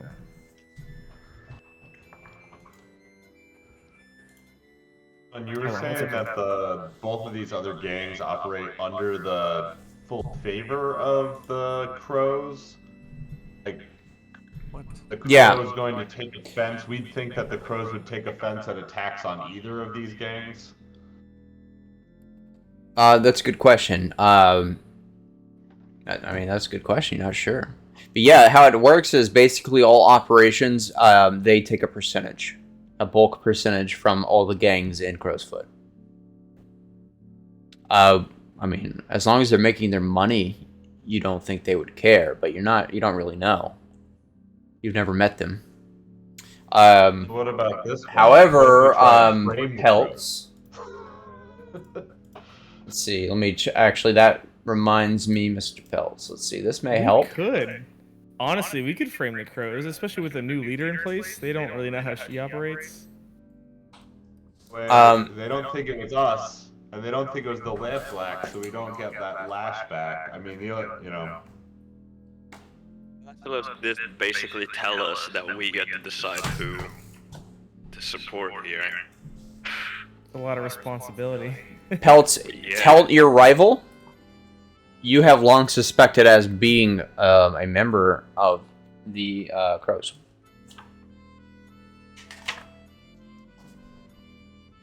So you have reason to want to go against the Crows. Hmm. Is my rival related to anyone, or? Let me see. Roll d6 for me.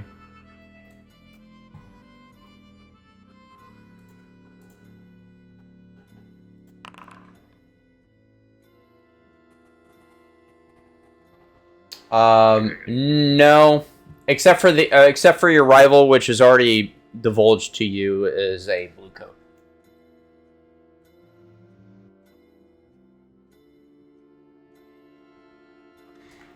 I just realized that I did not have your stream up like an idiot this whole time. No worries, man. This whole time. I gotta be careful with this music. Actually, now, oh, he's gone. I was gonna tell to Ryan because we're starting to. I'm starting to save our role playing games. By the way, on so I'll start putting the video link because he was asking me where our Morkborg video was, and I'm like, oh, they go away after about a month. He's like, ah, fuck. Anyway, sorry. You said my rival, or was it somebody else's? I am not. That Pelt's rival is a potential member of the Crows. Okay, so good. Yeah, so I'm all for that. Yeah, that's. I'm pushing the frame the Crows plan because I don't want this to fall back on us. Like we don't.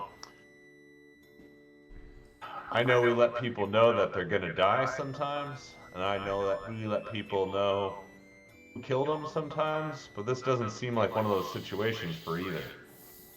Well, Corbin just wants to go with the option that causes the most chaos in the city. So he basically wants to force an all-out war between at least two of the groups. So since y'all are considering some shit with the Crows, let me give you their information here. The Crows are an old gang with new leadership, which y'all know. Known for running illegal games of chance and extortion rackets. God damn it. God damn it. So I have a gambling addiction. Yeah, me and, too. I probably. You guys, a lot of Crows then. you guys, actually anyone with a gambling vice, roll d6 for me, please. There's two Yeah, gambling and two fine. weird. That's fucking great. As far as the Crow's turf, like you know, they claim all of Crowsfoot as their turf. Everyone in the district pays up to them. It pays up to the chain to them. Like I told you, their HQ was recently abandoned by the City Watch. They took it over. That's not how that works, huh? Need a /R in there. That makes sense. /roll or /R. That makes sense. Lax. Yeah, Peltz owes the money.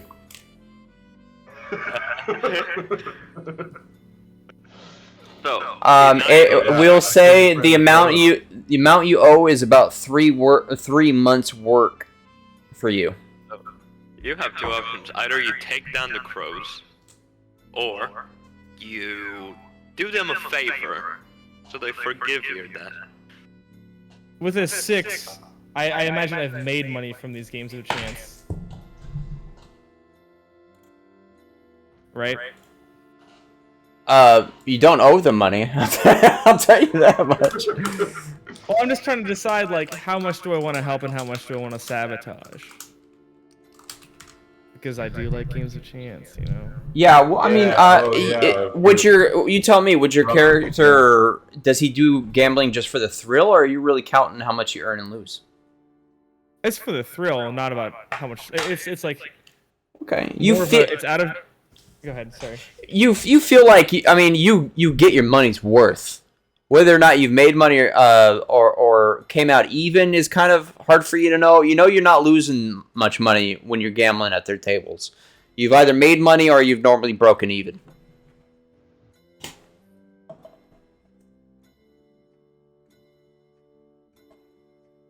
So I guess for my style of gambling, it doesn't really matter to me who's running the game. It's more just about not having control of the situation and just kind of like letting things play out. So it doesn't really matter to me. To think about it, we set up and help steal from and get some of the money from the red sashes. We tell the crows we tell them that the crows did it, and we work for the gang that runs the gambling in the city. Once the Playing Lamp Black every takes side. over. So we do the job for the Lamp Blacks. We Lots do of what they chew. ask of us. We tell the sashes that the crows did it, and then we go fucking turn on all of those sides and do stuff for the crows. Literally causing as much chaos as humanly possible. So so you guys are a tier 1 crew. Let's put this in perspective. What is your ultimate goal as a crew to get out of this turf war that's happening right now? I figured it was to like rise the status of our gang, wasn't it? How do you do that though? How do you take advantage of this situation to rise up? Right. Basilisk relies on there being other gangs for him to do jobs for. He can't take over himself. So Why not? essentially, the best. He did mention he wanted to expand. Well, yeah, but he also mentioned to us that he wants to get some permanent contracts with one of the groups. Right, but if he's the group getting the contracts and doling them out afterwards. Yeah, but think about this. If we find a way to take out all 3 of the gangs, who's he gonna get contracts from? He's an assassin-based group. If there's no one that needs assassinations... I mean, if we're the only surviving group, any stragglers from other gangs that have been, been decimated or whatever, they'd be looking for work. And if we're the only ones that are supplying any contracts at all, then our group is going to grow. I think we're thinking too big. I think we should think about the jobs and the money. The job that Basilisk asked us to do. Also, Not run an organization for him. to his point, this is a one shot. It could be more. Gotta make what the Basilisk wanted work out, because he's who's paying us. Shit, I'm in the wrong category. The Lamp Blacks offered us some money, but they didn't guarantee anything, and we know that we always get paid by the Basilisk. So I think we should make Basilisk happy.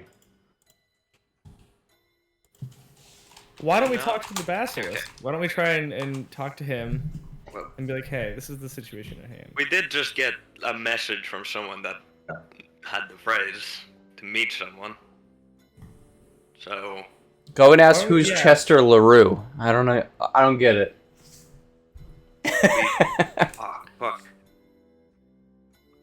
What was it? Henry that told that name us does to ring a meet. bell. That told us a date and place. Let's go there, and after that, decide. Yeah, you are Basilisk did ask you to return with the info.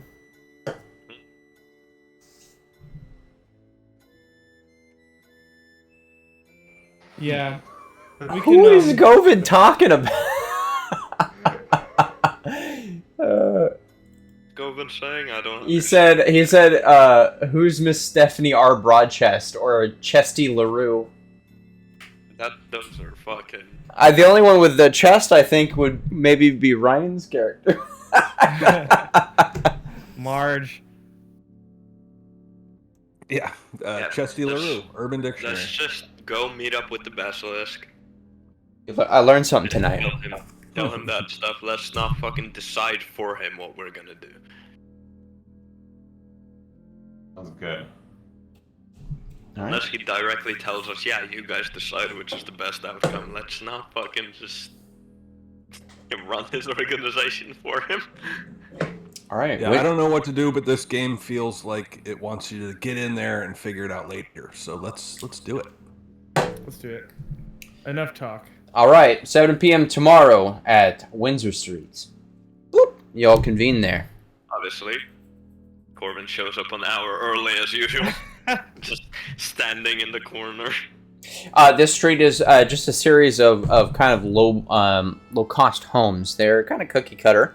Very low foot traffic here at this time of night currently. At the address, you look up at the house as you all kind of meet with each other. I don't know if you'll still say the catchphrases. You know each other now. But Corbin's just standing in the middle of the street looking up at the sky, unmoving. mouth Gets gaping. Which, No, not gaping. um, But he is talking as if he was talking to someone that isn't there. right. Corvix talking to the celestial beings. I mean, I do have the vice weird, so. All right, you all meet. The door at the address that you're instructed to meet at of the house again opens.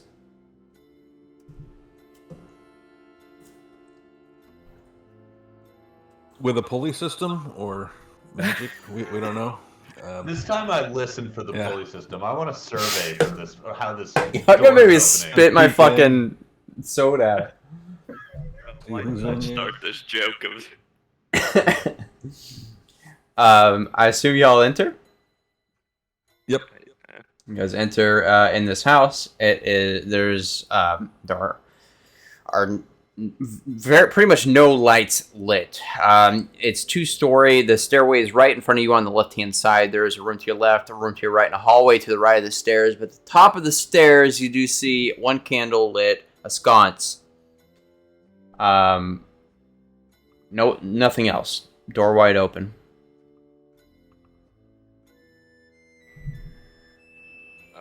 Head up to the door. Yeah, head to the candle, or yeah, whatever the candle's leading us somewhere, right? Yep. I want to case the first floor. For pulleys. I'm waiting for someone to ask about the police. No pulleys, but there was nobody behind the door either. I wouldn't be Gotta surprised if Basilisk has some ghosts working for him as well. Can I? Is that just going off? Oh.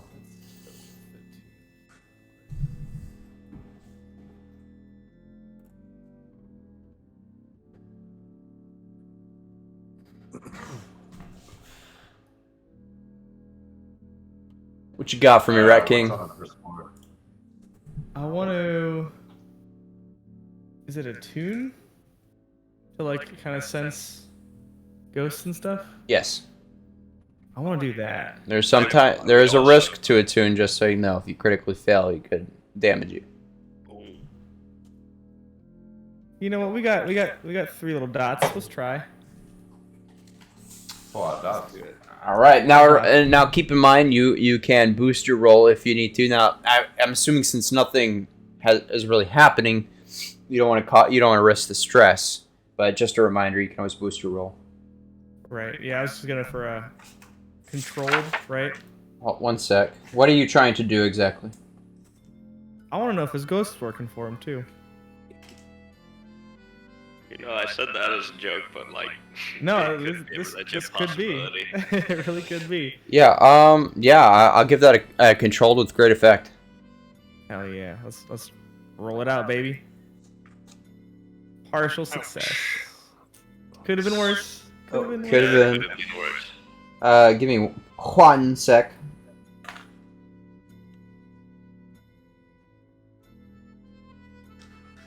$170.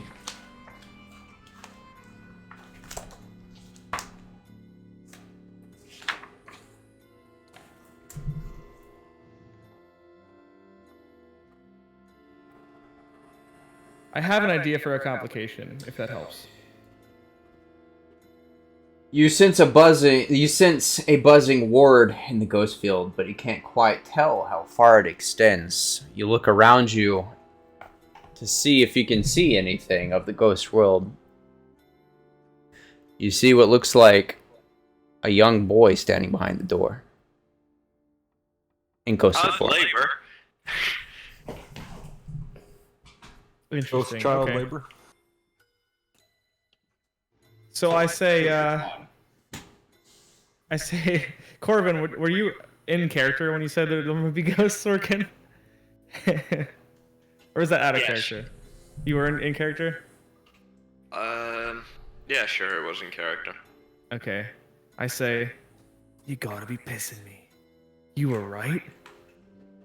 I have an intuition for these sort of things. My man's got ghosts working for him. A man of many means. The boy seems to hear you say that, and he suddenly becomes visible to all of you. Kind of frowns, closes the door, and then backs through the wall, out of sight. Well, the kid has got stage presence. I'll give it that. More theatrics. Ghosts can kind of interact with the physical world, unless they're in a certain form. Can they really manipulate things though? Okay. Okay. Well, now that mystery's solved. Rude, that's lit. No more pulley jokes. The ghost was What if the pulling a ghost was pulley. using a pulley? Yeah. He's sitting in an armchair down the way, just pulling it. What if there were ghost pulleys? What if we couldn't see them because they were in the ghost world? Oh, smoke and mirrors. Back to Peltz. You explore the first floor. The house is, like I said, dark. You hear the drip of water somewhere in the distance, some leaky pipe somewhere. It smells of mold and mildew. Every once in a while, you step on a floorboard that creaks very loudly, but it looks as though the house has been abandoned for some time. Dust on everything. Cobwebs up on the ceiling. But nothing of any interest. You go to your left to what looked like an old living area, but there's no longer any furniture. You go to a pretty much stripped kitchen in front of that. Continue past the hallway underneath the stairway. You see a back door that leads out to a back alleyway. Continue around to what looks like to be maybe equivalent of a laundry room. And then another chamber leading back to the front door. Nothing of real interest. Clean. Let's go upstairs.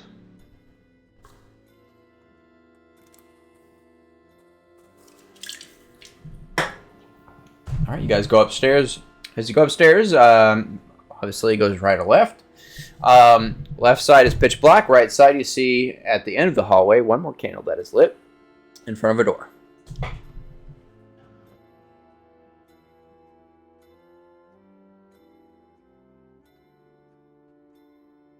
Marge follows the second candle to that door. All right, you're in front of the door. Oh, Marge. Walk down. Doors open or closed? It's open and unlocked. You probably would have seen as you got closer, and there's light illuminating on the other side of the door. You open up, and light kind of opens up into the hallway, and you see a familiar face sitting again at a round table. There's nothing else in this room whatsoever, except for a round table with chairs around it. He looks like he's sitting down eating. Looks like to be maybe a beet salad. Boy, I like these round tables you got. Oh. Welcome back. Good evening. Good evening. Thank you for being on time. I come in and stand in the room.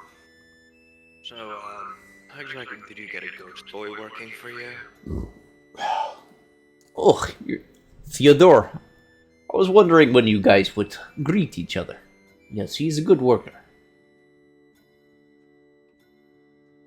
I have some connections with the wards. They sustain him, you could say.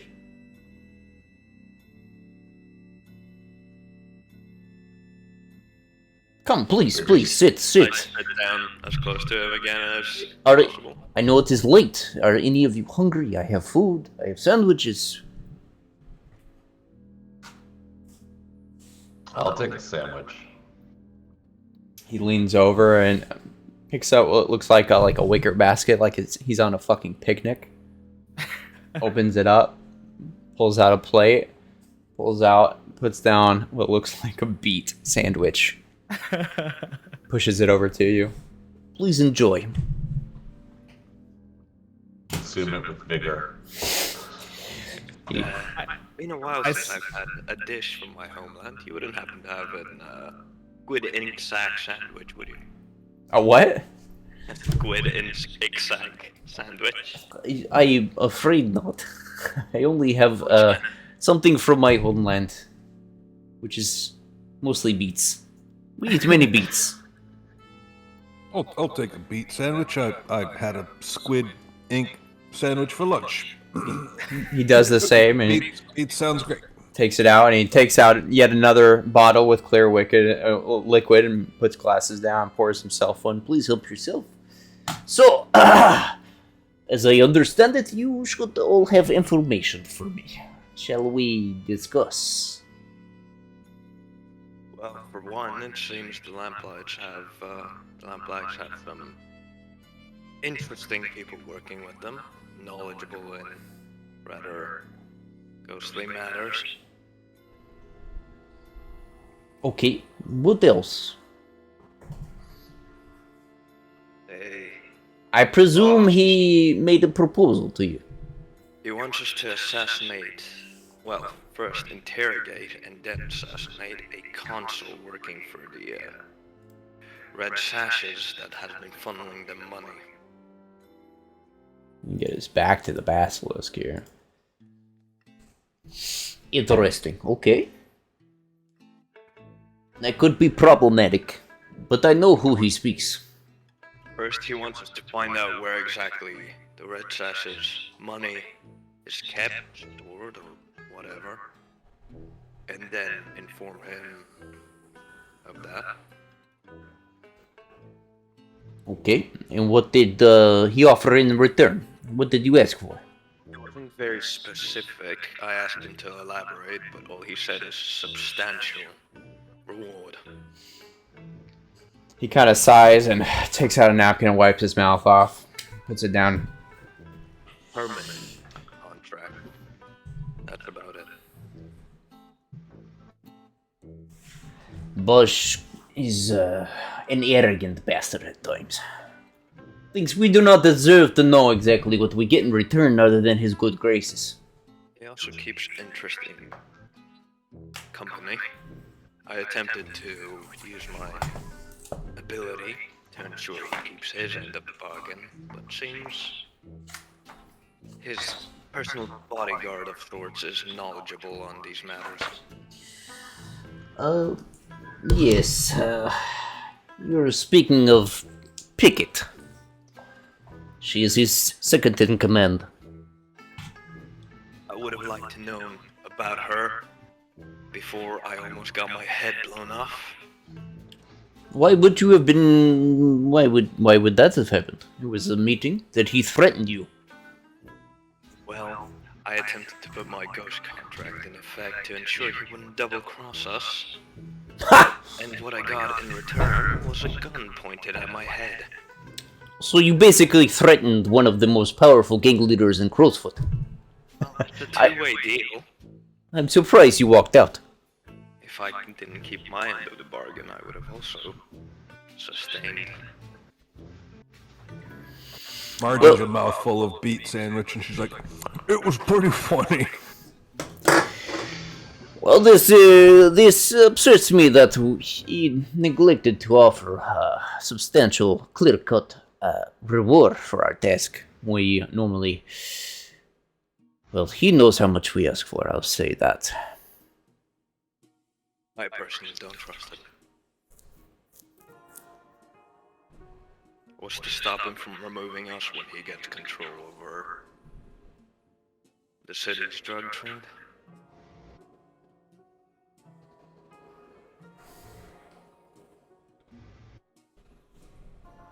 I'm open to ideas. What have you come to conclude? You were there, I was not?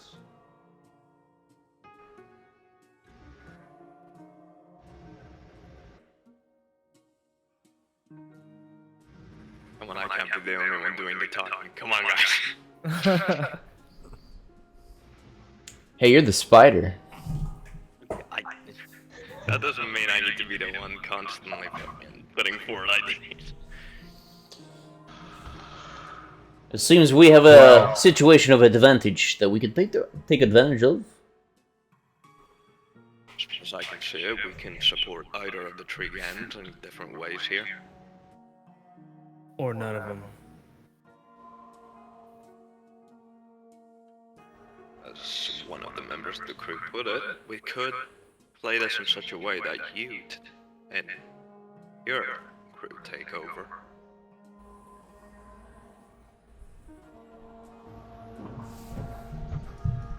Very well. I can tell you this. If you double cross him, try to make it unknown that it was us. Try to be discreet in any action you do. We benefit from this any way you cut it, so I don't really care. I will make sure my hand is played at the right time, regardless of the situation of who comes out on top in this war. I leave you to your own devices.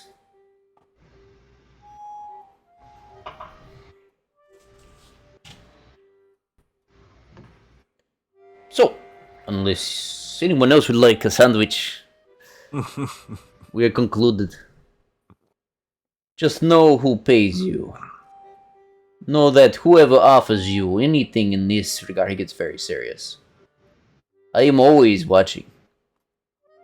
And I am generous. I have been kind to you. We are friends, yes? Marriage is probably a bit far, but I know acquaintances at the very least. Friends. And friends stick together. Because when we are together, we survive and profit. When we are separate, we wither and die. I say, Right. I'll drink to that. And I reach over and grab it, and I pour out a drink for myself. Make a alcoholic out of the Rat King yet? There's a reason. I got a story reason for it. The Draft King. Yeah. No, when the time is right, you'll know.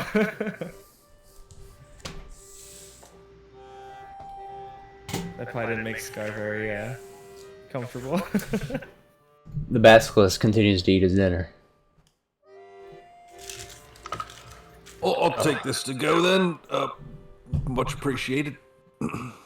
Yes, back at the gutted Leviathan to make a plan. Night's still young, probably like 8 o'clock. say, yeah, I think a plan is in order. Yes, but this is rather dangerous information to be discussing in public, don't you think? Might I recommend we head back to my apartment instead? I have whiskey. In case you... Okay, then. I say, well, down the hatch. And I throw the rest of the Okay. I'm assuming vodka down. I'm not shaking hands on it. All right, you guys move on to the Yeah, bar we- to we- discuss, or to his apartment rather, to discuss the plan.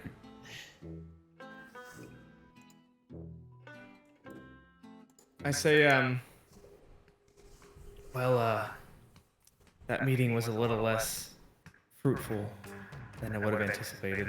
I was expecting some sort of direction. Oh, Unfortunately. it was kind of what I was hoping for. He basically gave us carte blanche to do whatever we please. Well, it would have been nice to at least know what his plans are for the gang in the future. Plan How seems he to was be planning go- to His plan expand. seems to be,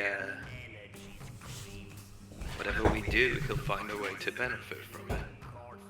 Marge comes in, makes herself quite at home, pours herself some of your whiskey. Corvin's apartment, not too nice, but fairly nice. Aside from the fact that he has a shit ton of dead, like, stuffed animals everywhere. She knocks aside. Like taxidermy or stuffed animals? Taxidermy. Those are two very different vibes. Instead of their eyes being normal eyes, they're all black.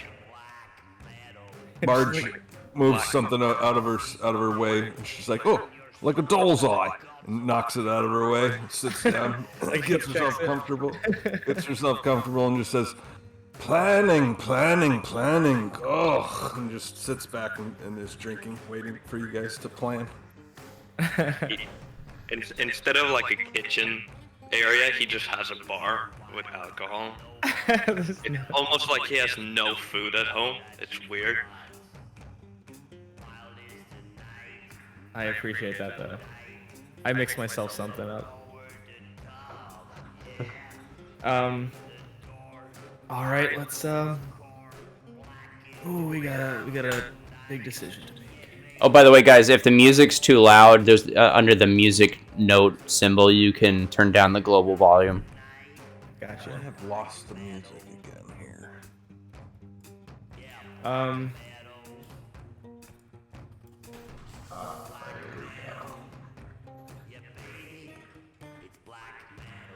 So, There so we go.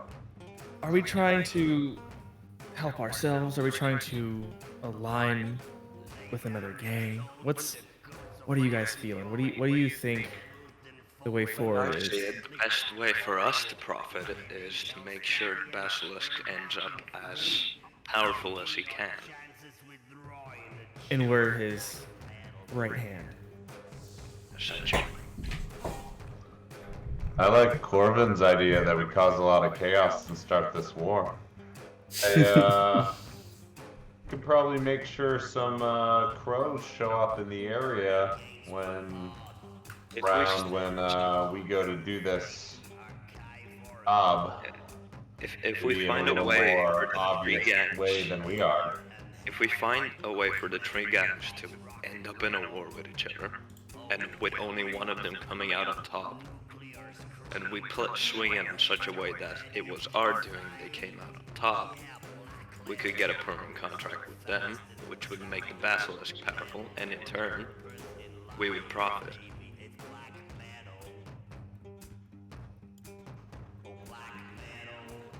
It might be tricky to set something like that up, though. I don't know how we would ensure anonymity until the time is right. Theoretically, anyone can swoop in at the end and just claim that it was them. I don't think Yes, we but need to ever claim those up. The Basilisk crew is kind of known for being the assassins, so who would they believe? Some random people coming and saying, "Oh yeah, it was us," or us. You know, one of the most notorious assassins group. city. But if we're trying to frame another gang or an assassination, it might be kind of hard if our calling card is on it. So that's. I know that if I tell the right people, the crows will show up wherever to come find me.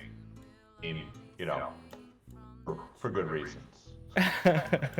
For totally legal reasons. I might start making very little you sense could- soon, you could because commit I've this. drank most of this bottle now. And have a bunch of crows be there all armed up at the same time, causing a commotion. This is 40%, by the way. I've drank My God, like this much of the bottle. It shows. you feeling it? Eh, Ooh, that hurt. Ouch. Okay. What does anyone else think? What do you guys? You look over at Large Marge, and she's napping. She's falling asleep.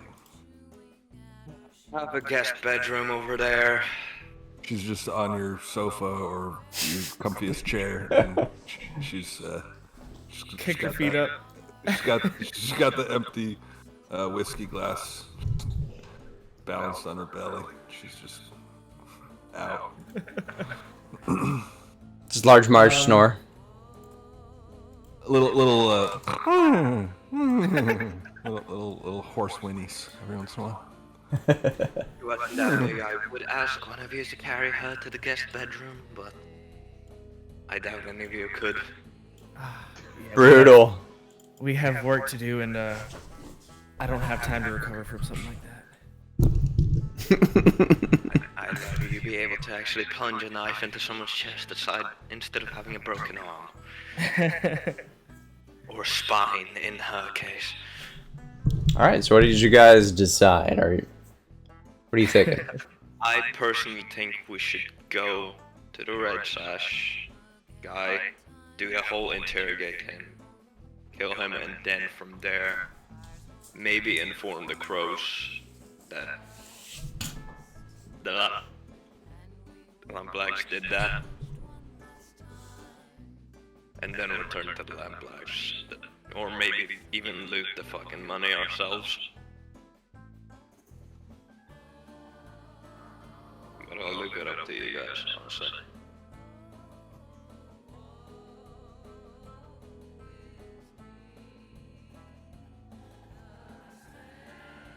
Are just fucking asleep, so.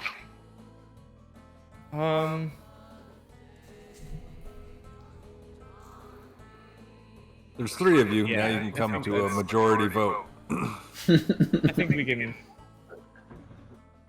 For now, let's just stick to what the Lamplags want us to do. From there, we can betray them or whatever once we meet up. Yeah, once we hit that bridge, Yeah. that fork in the road, we can kind of Alright. decide then. But at the very least, we're gonna find this guy and figure out what. Oh, the Lamb plan. Honestly, I feel like if we go to the crows now, they're just gonna tell us, yeah, just go along with what they're telling you to do for now until we can figure out a plan. For it. Go rough this Yeah. guy up. And then All right. vote him out. So you get to pursue the mark. As requested. Beautiful. I am gonna have a fucking hangover tomorrow. So you have a few options here. You know where he works. That's about it.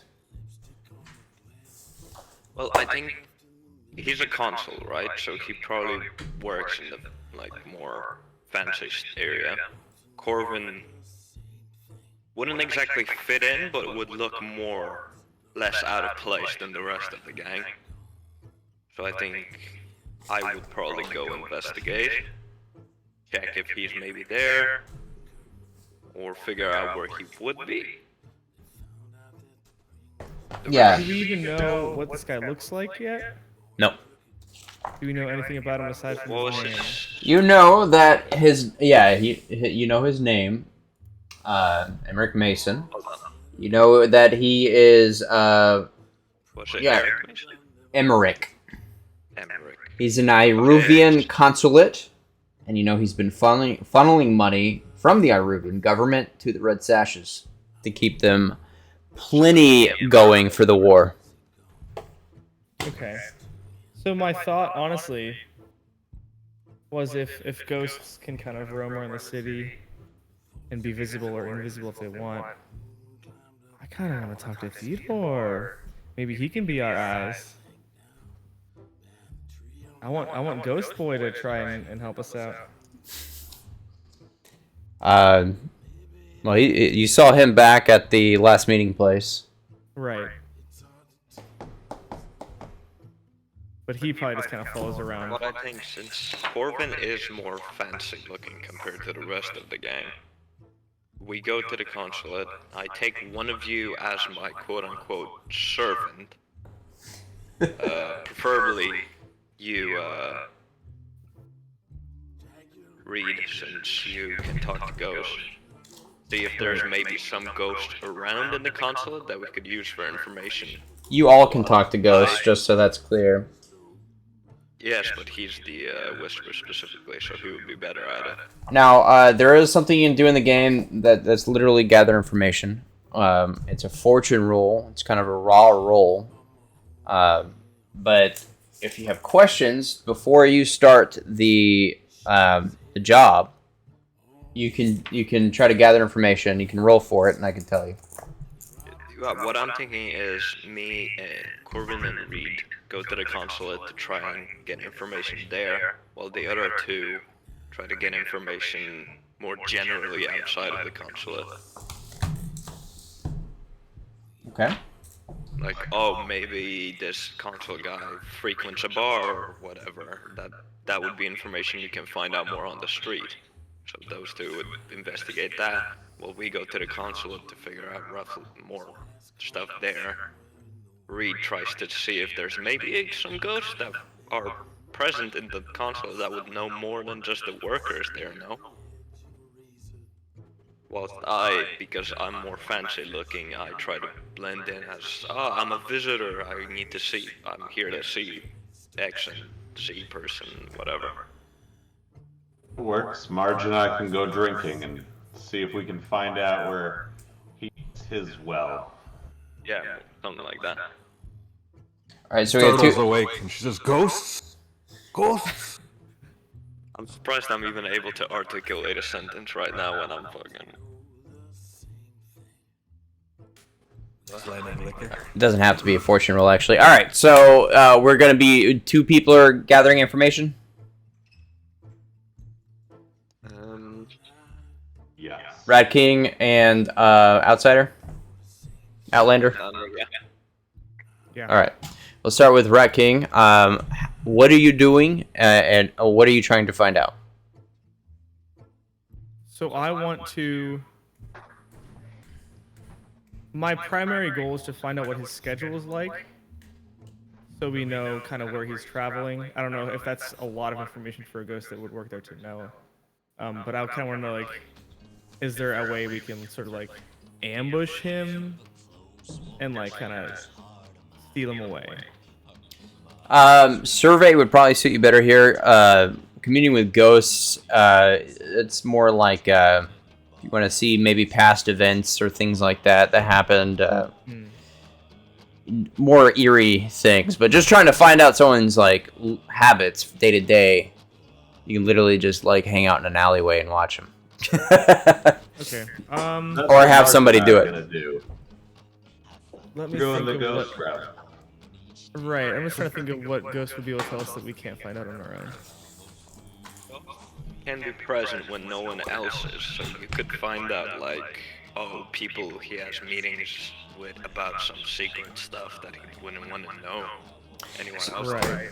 Right, so ghosts aren't just hanging around, just so you know. Like, there is a ghost world where you can see, you can get specific types of insight, but they're actual ghosts that you can commune with are not necessarily just chilling. When you're a ghost, you're there to basically act in a vengeful manner. You have undone business that you're working out, and the longer you hang out, the more vicious and horrific you become until you're something much worse. That's why the city normally prevents ghosts from, well, ghosts. As soon as somebody dies, what happens is the wardens have, I think they're called death crows. And they fly out from the warden's tower and detect when people are dead, and they circle around. The wardens go in to where the body died, take the body, cremate it, and prevent the ghost. It's their job to prevent ghosts from being in the city. Some ghosts that their deaths were related to the consul in some way, that are seeking to get revenge upon him. Okay, I have an idea. So, and I But can tell don't you. know. So, just to elaborate the description of attune, when you attune, you open up your mind to the ghost field and channel nearby electroplasmic energy through your body. You might communicate with a ghost or understand aspects of spectrology. You could try to perceive beyond sight in order to better understand your situation. So it's good when you're like going into, you want to crack a vault and you want to see if there's some kind of arcane ward on the vault. It's like detect magic. You know what I mean? Right.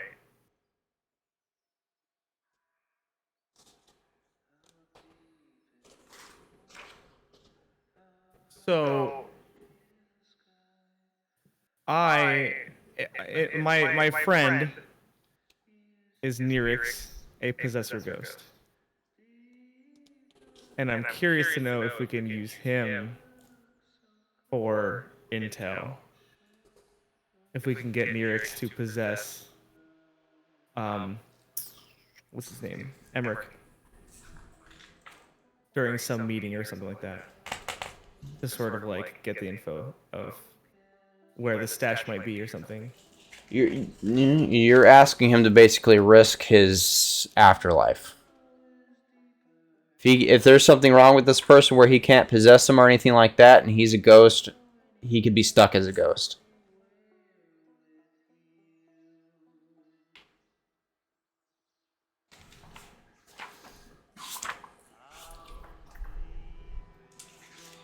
We might be overanalyzing it. We can literally do a insight check and just roll to see what we get.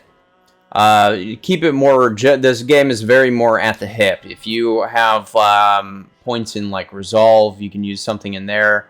Like just focus on what you're good at and say you want to tune it, and then I might try to get a little bit of detail out of the situation to see how it would fit in this scenario. Right. If you want to I'm just trying tune. to think. We could, I'm sure, get the information you want and just roll for it. Okay, I feel like so my initial thought was currently Rat King is possessed by Nirix, which is why he's drinking so much, because Nirix fucking loves alcohol. So I was thinking that like if we do go and get near him, he can like leave my body and go into Emmerich's and possess him. But me as a willing possessee, I don't know how that would react to someone who's unwilling to be possessed and how that would affect him. So I think we just have to like talk to ghosts there and see if there's anything that they know. Okay. So you get a roll and a tune. You go back to the gather information area here. I'll give you the deets on it.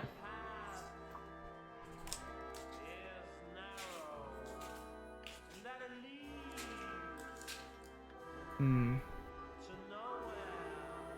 feel like the spirit of this game is less planning and more throwing yourself into it and then retroactively figuring stuff out.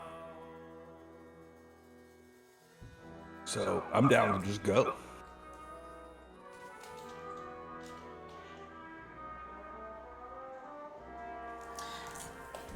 All right, yeah. Go ahead and just do a standard attune roll. Controlled or risky or desperate? It's a risky standard. Okay. Partial success.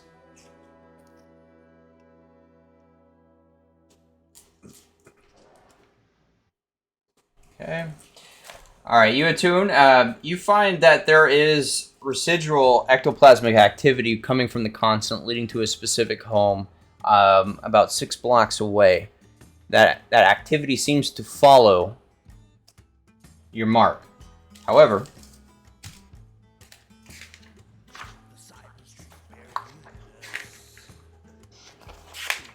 Yeah, a console that's involved with crime would probably have someone looking for revenge on them, following them around.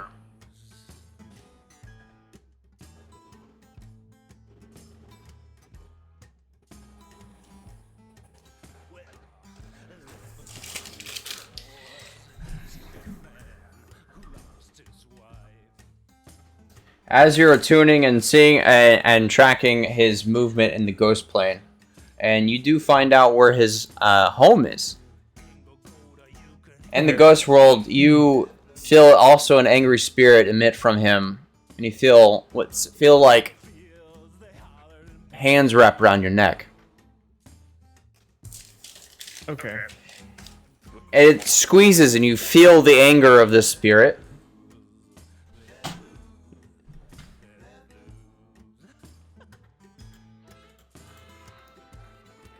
And we'll say you get a breathless effect on your tier 1 harm.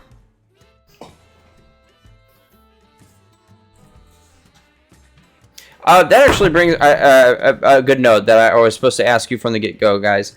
Do you want this to be more of a heroic thing where the risk is low and you guys are kind of badasses, or do you want this to be like more of a punishing scenario where the threat of death is very real? Going into it, I assumed it was going to be the latter.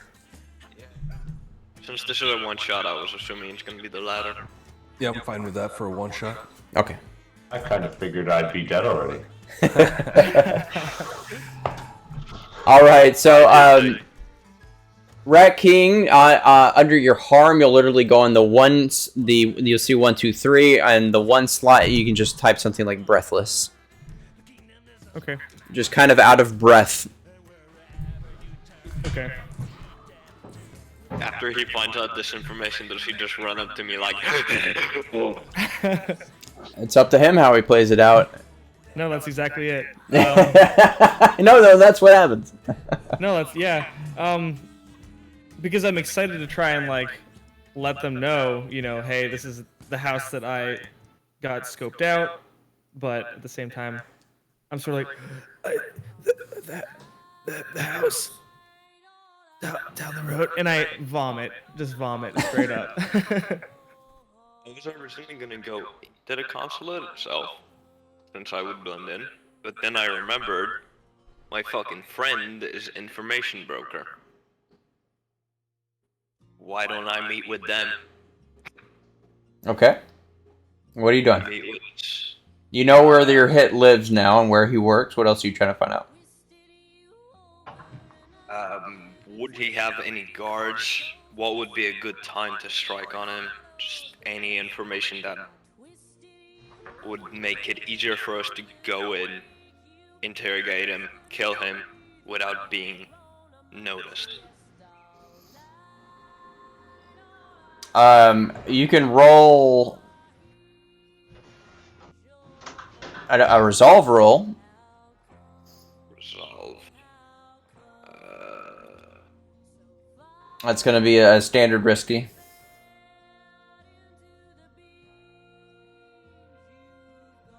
That's a fail. Reduce or avoid. Okay.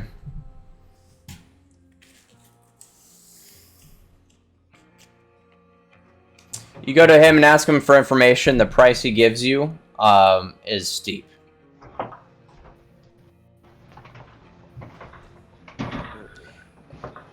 We'll say if you'll gain a certain amount of coin out of the adventure, the party will, from the endeavors in this one shot. This information will cost you 25%.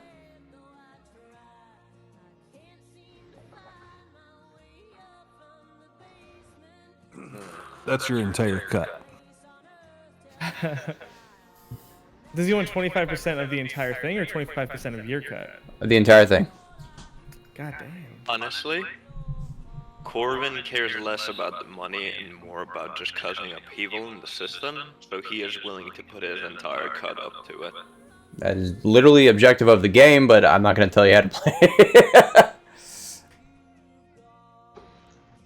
Well, plus we are maybe possibly gonna, before we turn in the contract, gonna loot the actual treasury ourselves.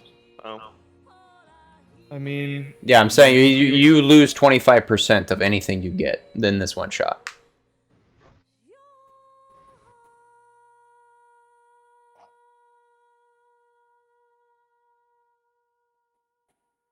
this information broker has eyes on us, huh? Can't even sneak it by him.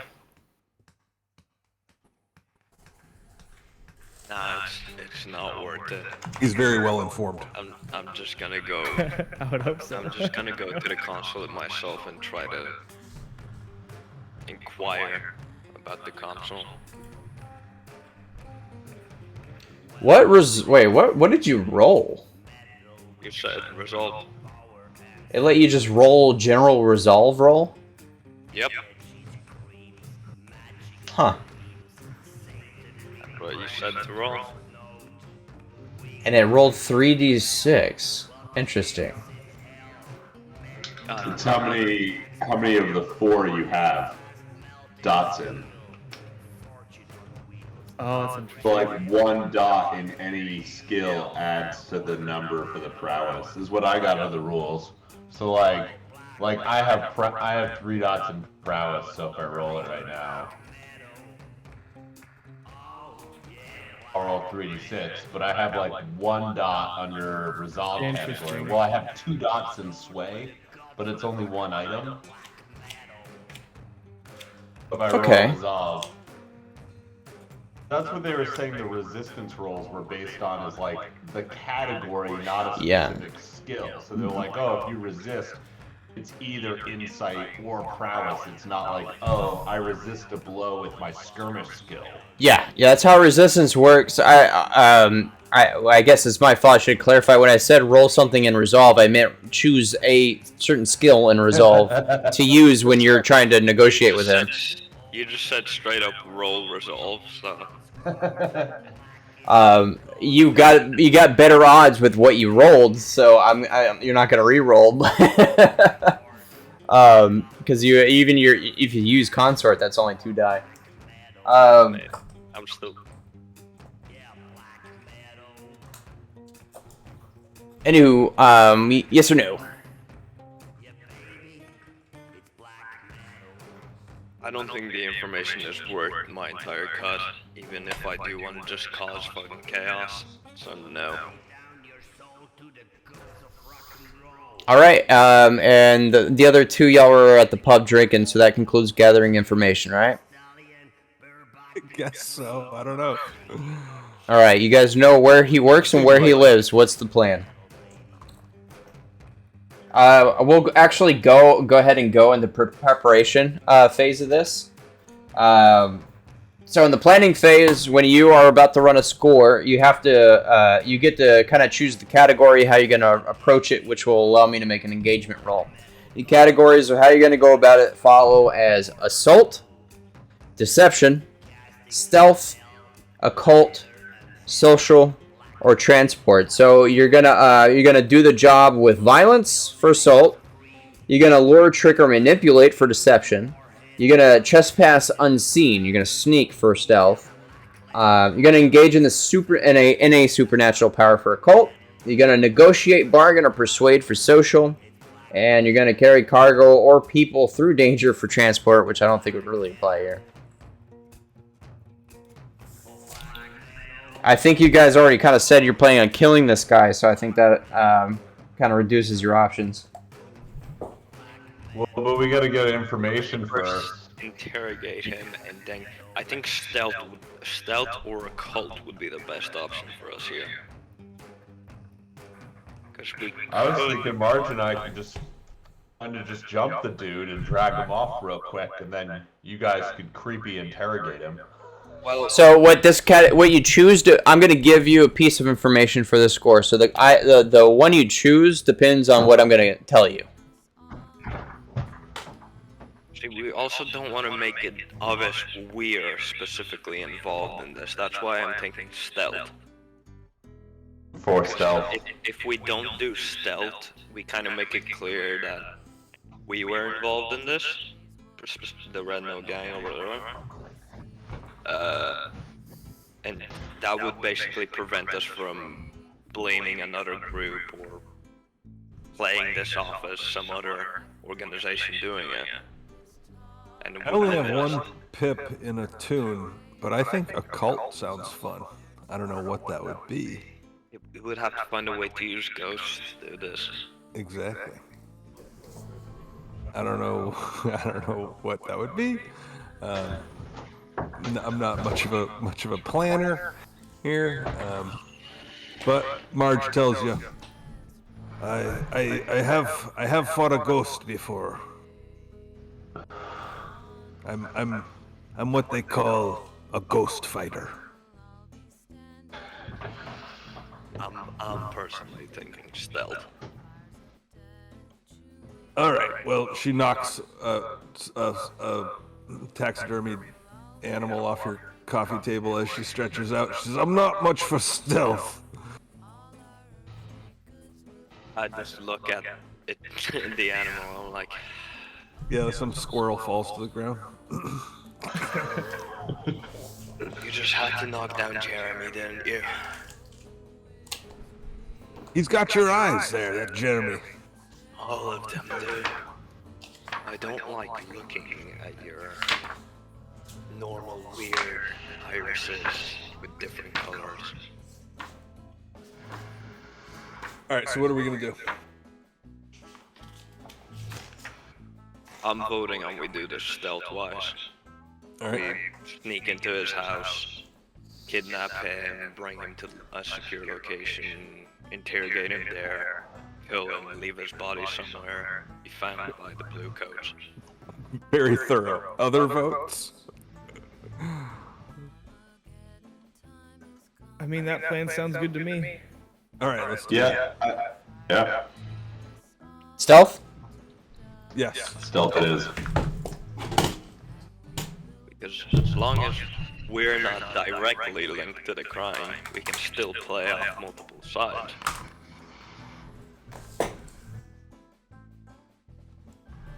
That's not a very reassuring role there, Scar. All right. The piece of information I'll give you is on his way home, there is a narrow alleyway he typically will pass through. Narrow alleyway that passes out of the work district into where his home is. There's only one way in or out. It's lined with the back doors of shops.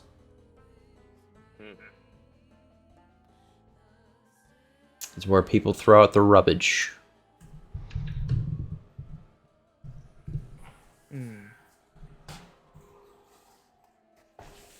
So we're there. That seems like the place. Yeah, Literally pop out of the garbage. Living up to the name Rat King. Two of us come from either side. Somebody pops out in the middle. What I'm thinking is, I encounter him in the middle of the alley and try to strike up a conversation to distract him from his surrounding, while you guys move in from behind or whatever and try and grab him. Since, you know, I would definitely look like the kind of guy that would talk with someone like that. Now that also in the planning phase, now is the time to So we're choose there, what yeah. kind of loadout you're going to be bringing as well. Yeah, time to, I feel like I would definitely want some like light loadout.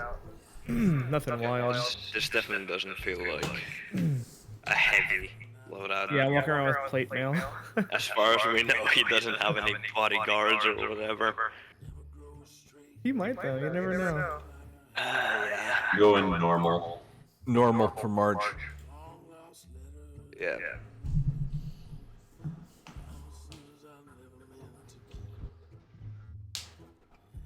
Okay. Everyone got there that you just selected on your character sheet. You don't have to tell me really. All right, so we're gonna go right into it here.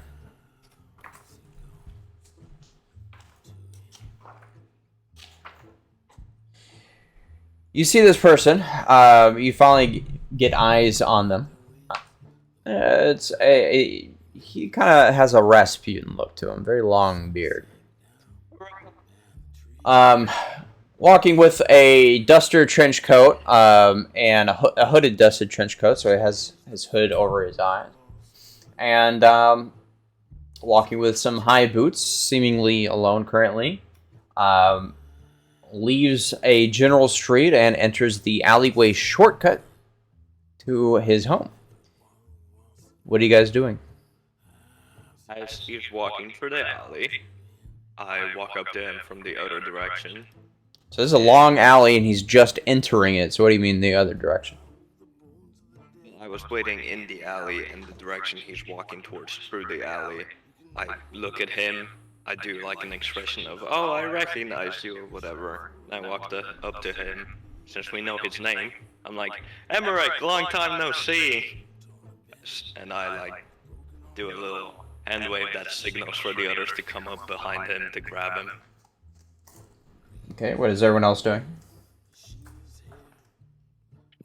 Basically trying to act as if I know him somehow.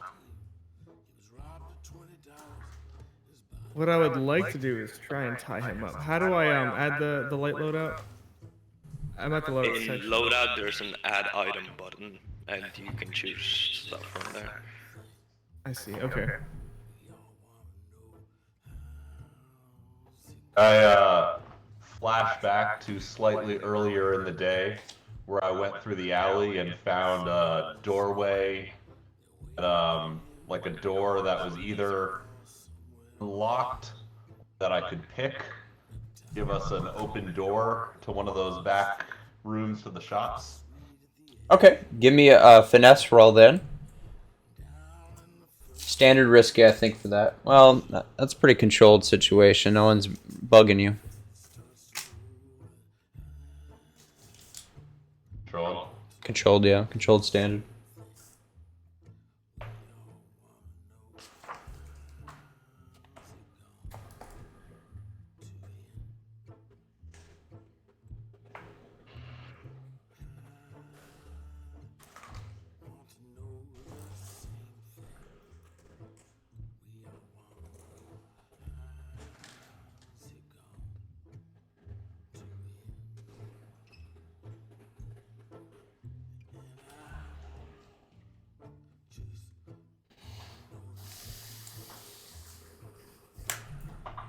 Oh, sorry. I'm sorry.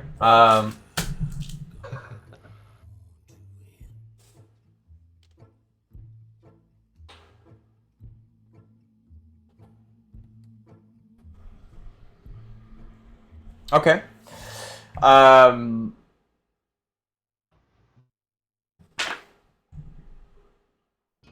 You unlock the lock, and make sure it's unlocked, but you do notice at the other end of the alley, it looks like someone saw you. They don't do anything. They just kind of see what you did and kind of walk away. I mean, not terribly uncommon thing to see in Duskwall, but someone did see you.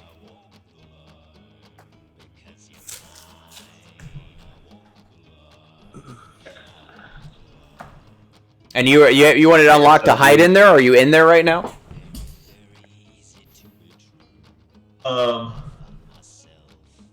Yeah. Yeah, I am. Okay. So I'll be listening for that. I guess when he greets him, open the door. I'll wait a sec. Then I'll open the door.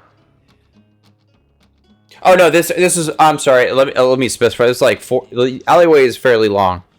This was like 30 yards away from you. They're at the end of the alley, and they're walking by. They saw you and just kind of continued walking. So they're not impeding you in any way. I'd like to do a flashback to when we were planning on who's where, and I'm going to be at the, quote, end of the alley, Okay. where we were all heading towards. That's where the person just saw pelts, Okay. right? And so I'm coming around that corner, and I see this guy, like, see something and, like, start to hurry off, and I'm going to grab him, and I want to say to him,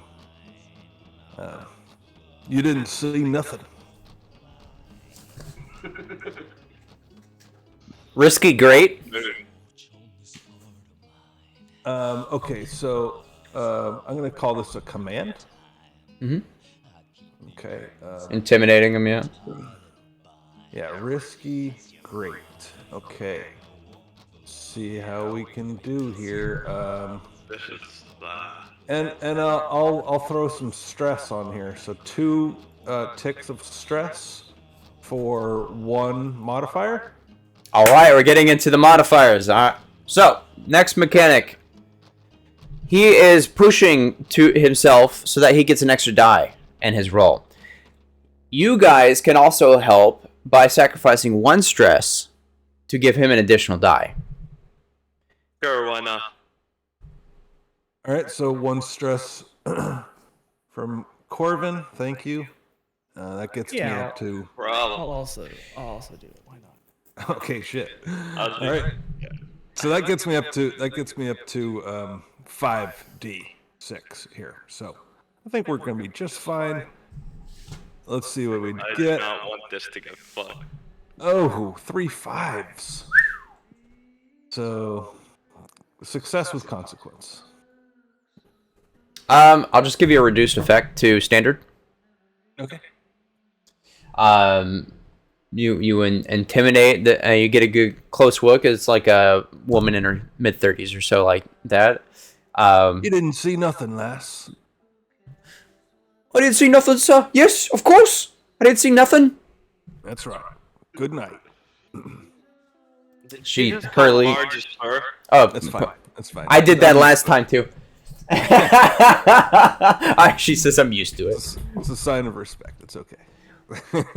I didn't see nothing, Mom. Sorry. All right. Anything else? I'm sorry, Pel. Did you specify? Are you hiding in this back door right now, or did you just want it unlocked for the scenario? Okay, gotcha. No, So I unlocked it and I'll hide in there to make sure that because I want to make sure that nobody else is coming in there too. I guess would be my concern. So I'm gonna hide in there. yeah, it looks like I don't want anyone seeing that we're just kidnapping some fucker in the alley. it looks like a back stock room, and you find an easily hiding place back there that you don't have to worry about. No one even goes back there. Now, did you want this to be a back door that's near where the entrance of the alleyway, the middle, or the end? Probably the middle was my thought. Was that he's probably gonna get somewhere in there. I didn't want to be close to either way, so we can kind of drag him into it. Got it. All right, so we know where you are. I know where the Outlander is. Where is Large Marge and Rat King currently? So we're back to present, where the Outlander walked up and kind of signaled over to you guys. I believe that Marge is at where the tunnel where we're heading towards. So we followed him from one direction towards another direction. She would be at the end of the tunnel, not the start of the tunnel. The other end, got it. Okay. Yeah. So you're at the other end. You have a few yards to approach him. We'll say you walk briskly as soon as you see him begin the interaction. All right, Rat King.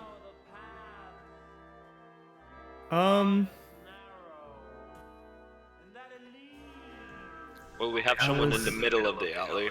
On the Oh, other yeah, I was end. thinking that I was- We probably need honestly, someone on the You gotta side be in the back, entered. right? The start of the alley, because then we have both sides closed. Entering him in. In all honesty, you said this is like where people throw out garbage and stuff. I genuinely expected me to be like hiding in the garbage. Well, He is the Rat King. Yeah, that's what I'm saying. You gotta live up to the name. So we're gonna do that. I'm hiding in the trash. Fair enough. But behind him, behind the like the target past you in the trash. Yeah. Nice. Okay. So like, I'm in my head. I was kind of like the first third. You know, so like as he passed, you, Corvin would meet him, and I'd be like behind him, kind of in between. Okay.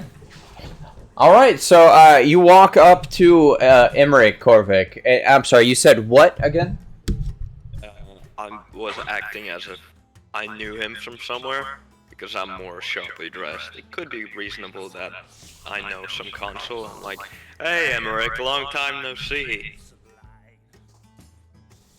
Okay. You just walk up to him and do that? Yeah. Try to act as cool as possible to not give away that there's something wrong.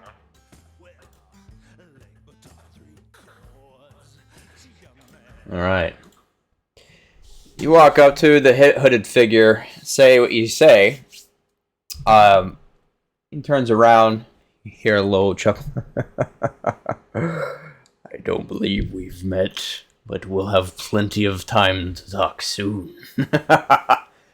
And he lifts back his hood.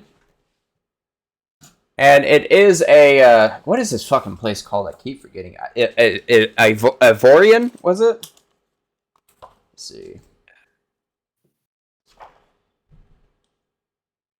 Eruvian. Yeah, he is Eruvian. And does look like Emmerich, except he's got some kind of paint all over his face. He looks at you, and you see a light flash in his eyes.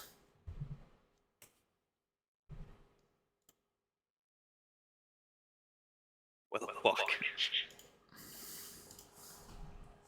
It looks a little bit like what you're about to see. You do not hold any conviction in this thing.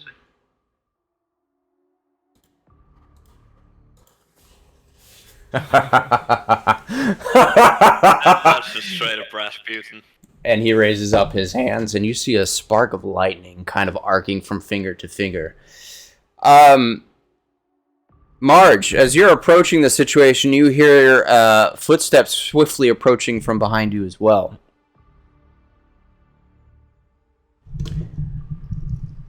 You're muted. Sorry, I just had a little cough. Yeah, I wheel around and whip out basically like a short sword, just like a big ass fishing knife. You whip out, draw your weapon, and you see behind you a red sash quickly approaching you, rushing at you with their famous curved sword. Pretty cool. I'll attack. Right, King, I will say you're probably peering through the garbage can. Kind of evaluating the situation, you see a red sash quickly approaching the backside of Korvik currently as well. Pelts, you hear this happening. You hear some commotion, something you weren't expecting happening outside. Something's not right.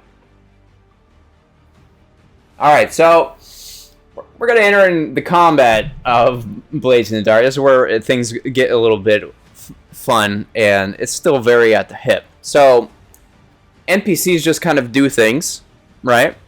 And you guys roll to see if they succeed. If they do succeed, you get to resist and try not to die. We're going to start with this little surprise with Emmerich grasping on to the Outlander and attempting to grasp onto Outlander and electrocuting the shit out of him. I have reflexes. Do I get to go first anyways? You do. So as soon as I hear the commotion, I'll come to the door at least and give it a crack so I can get a view of what's actually going on. You see what was described. I'll try and stay hidden. Okay. There's a fight. Meanwhile, this guy's hiding. All right. Outlander, you may roll something under prowess to try to avoid this interaction. I'm gonna roll finesse.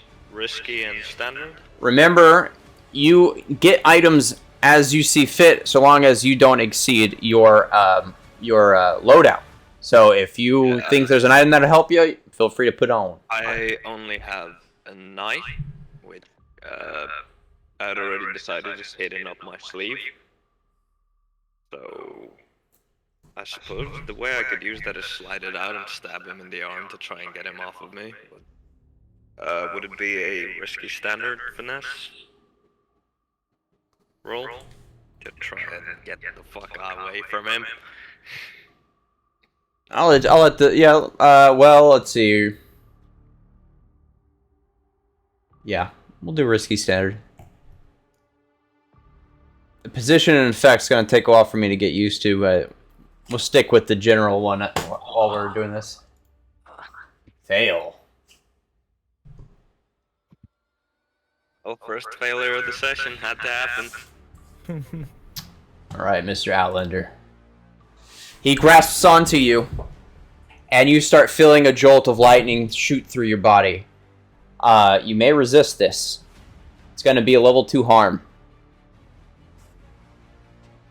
You can say, nope, he doesn't, and resist. Now, what resistance entails is it costs you 6 stress. But you get to roll your prowess. The highest roll you get from your prowess roll deducts from the stress. So if you roll a 6, it negates it. And you get reduced effect. It'll go down to a 1 harm.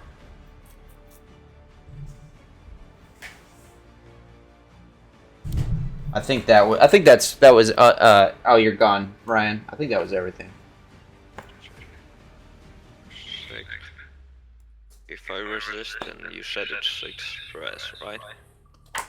6 stress, and then you're gonna roll your prowess. Roll a 1 at least. Yeah. So I've got a quick question for you. My special ability as Whisper is Tempest. Okay. Can I interject and be like a conduit and like absorb the lightning damage he's trying to take? Does it mention something to that effect? That you know what you can do is you Fast and can loose, baby. yeah, you're right. No, that would be aiding. You can aid him Okay. and at the cost of stress to give him an additional die. You could also take the attack. You can like, no, Mr. President, and take the attack for him. Okay. I think I'm gonna try and aid by sort of like, so it's like a shocking touch, right? Like a grasp Yeah. maneuver. I want to try and like separate, try to like push him away from you, and I'll aid that way. All right, knock off 1 stress.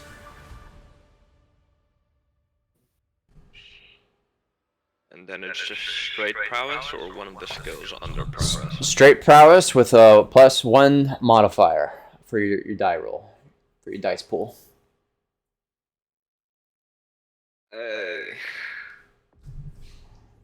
Suffer 2 stress, and you gain 1 harm. You can call it singed. You wiggle out. Brings me up to maximum stress.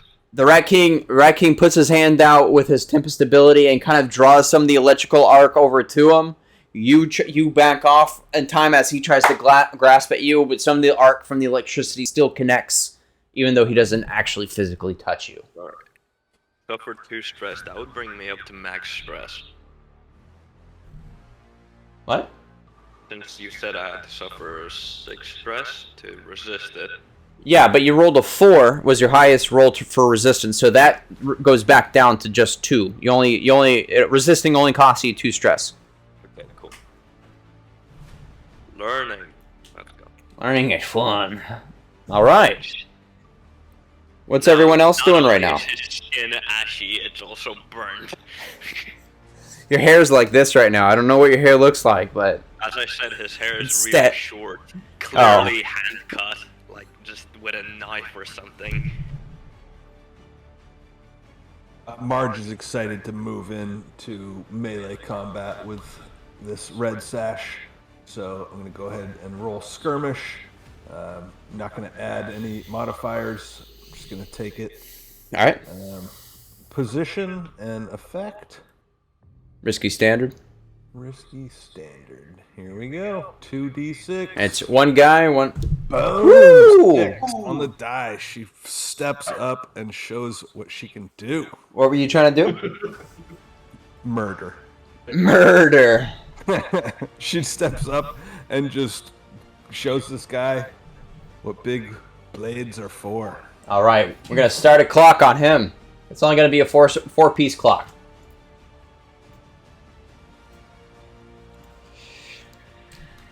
He delivers an expert blow and says, "Fancy a fight, do you?" And this is gonna be for the entire fight. That success right there puts one notch. When we hit 4, fight's over. You guys should see everything under clocks, right? Maybe not. There we go. Should see it now, right?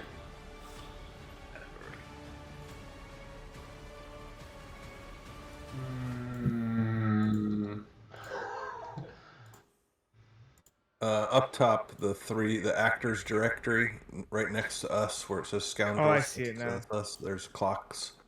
Yeah, the folder is Yeah, closed. interesting way to spell Emmerich, by the way. And is that going on the Twitch as well? It's just one tick, whatever. One slice of pie. Mm-hmm. Oh, I was off by 1 M for Emmerich. And each failure reduces a tick. Interesting. Okay. Just so you know, that's how it's gonna go. So if too many failures means y'all have potential of either being harmed or getting stressed the fuck out. So make sure you're making successes. Make sure you roll your dice well, guys. Come on. And the digital tabletop. Yeah. All right. So who hasn't? Blow on your digital dice. So you got pretty much a free turn to act first, Pelts. But what are you doing now? You're the only one who hasn't acted yet, really. Okay, so there's still like an unengaged red sash that's rushing Corvin now, right? Corey and Rat King now, yes. Okay, so I'm gonna try and pop out as he comes by, I figure, because I'm like in the middle, and they're still a little more towards the front. Yeah. And like surprise attack him. He's kind of in motion. Really wanted to try and blackjack him, but that seems a little hard in motion, so I think I'm gonna try and stab him with a little knife I have. Okay, you've got finesse, skirmish, and prowl. So I how you bust the door open, kind of skid out the door really quickly, charge right down the alleyway, and I'm going for like the surprise attack on the prowl, I think. yeah. So you jump and kind of push off of the alleyway wall and pop out of the alleyway right in front of the red sash that's rushing them. He didn't even know you were there. You're just all of a sudden in his face with a knife coming down on him.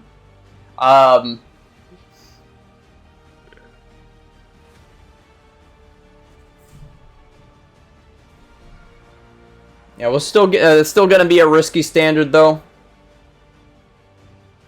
Okay. I'm just figuring out adding the. You definitely use your prowl for that, I would say, if you want to. Pull this prowl, and you said it was just risky standard. Yeah. And now let me think of something real quick. Another mechanic we haven't quite introduced yet that I will now. Ooh, crushed it. Oh, you already rolled. Okay, never mind. You critically succeed. You get increased effect. All right. I had my failure, you had your critical success. Let's go. What a great start. A critical success is gonna be 2 notches on the clock. You plunge your knife into the red sash, promptly stopping his charge. All right.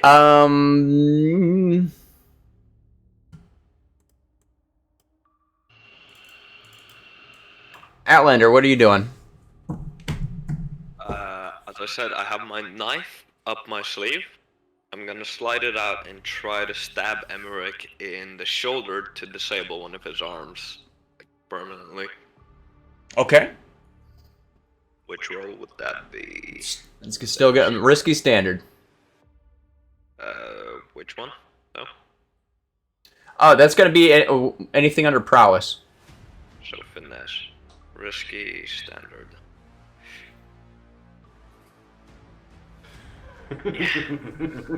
Welcome to my luck, by the way. Sweet. I only have good luck when it's the end of the fight. I always get the last hit on stuff, but I never do well other than that. I put the clock up actually on stream here.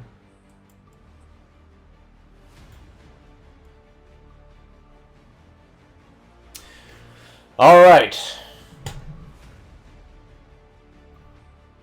Tell me how I died, Ska. He avoids your blow. You're now in a desperate situation as he backs off and grabs your arm that you struck out with. He's very nimble. This guy is also terrifying. Just kind of putting you off a little bit. He's again, now that he's got you, you see an electrical charge start pulsating out of his arm, going down to his fingers. You're now at a desperate standard. It's going to be anything under prowess again. Desperate standard. Nice, good shit. Unbelievable. You totally avoid the attack. Incredible. By the way, Demo and Corvin is the more normal looking one in the situation. You know something's fucked up with the All right. What's everyone else doing? I'm in a sword fight, baby. All right, you continue to exchange blows with this red sash guy. I don't think he's gotten a chance to attack in your last exchange, so he's going to now. He's gonna do a quick upswing with his curved sword at you. That's gonna be standard risky standard. Have you heard of the red sashes? They have curved swords. Curved. Like Skyrim. He's literally got a big red sash with a typical like Arabian Night looking sword, big bushy beard. I was really tempted to do a flashback or no, do my loadout and just pull out a pistol and Indiana Jones him. Exact Sword fight right sounds situation. cooler and quieter, so I'm gonna stick with the sword. And believe it or not, a lot of the time, shooting with a pistol is an insight. Yeah, that's not my jam. So is he rolling against me, or am I rolling to defend against him? How's that work? Only you guys roll and blades. All right, great. So what am I rolling? Anything on the prowess to avoid the attack or do something about it. Oh, well, I'll stick with skirmish. Okay. I'm a fighter, so no modifier. Risky standard, Yes. or might I argue for controlled? I started this fight. I won the last round. I don't know. Risky? I'll give you controlled. All right, I'll take it. All right. It's one-on-one. You know the situation behind he's contained. And that's a failure. Yep. Someone else other than me gets a fail. Clock stays where it is because I didn't uptick it from the last success. But he slashes you up your abdomen. That's gonna be a tier 2 harm. Okay. What you doing about it, if anything? I'm Victorian liposuction. What can I do about it? You can resist it if you want to risk the stress. Oh, sure. Yes, I'll do that. I will resist it. Okay, that the resistance roll would be prowess. Okay, so that's a skill under prowess or Just prowess. or the category of prowess. Okay, Mhm. so I'm just gonna click on that word, and it asks me for modifier. I'll say no modifier. Roll that sucker. Hell yeah. There we go. 0 stress. Well done. Failure, success, failure, Just big success. chilling over here. All right, you get a reduced We're effect. not able to do anything, but they're not able to do anything to us either. This is gonna be a long fight. You back off, and he just grazes you with the sword. You take a tier 1 harm of we'll call it nicked. Okay. So at this point, we might as well just be like, none of us can do anything. Let's just fucking stop it.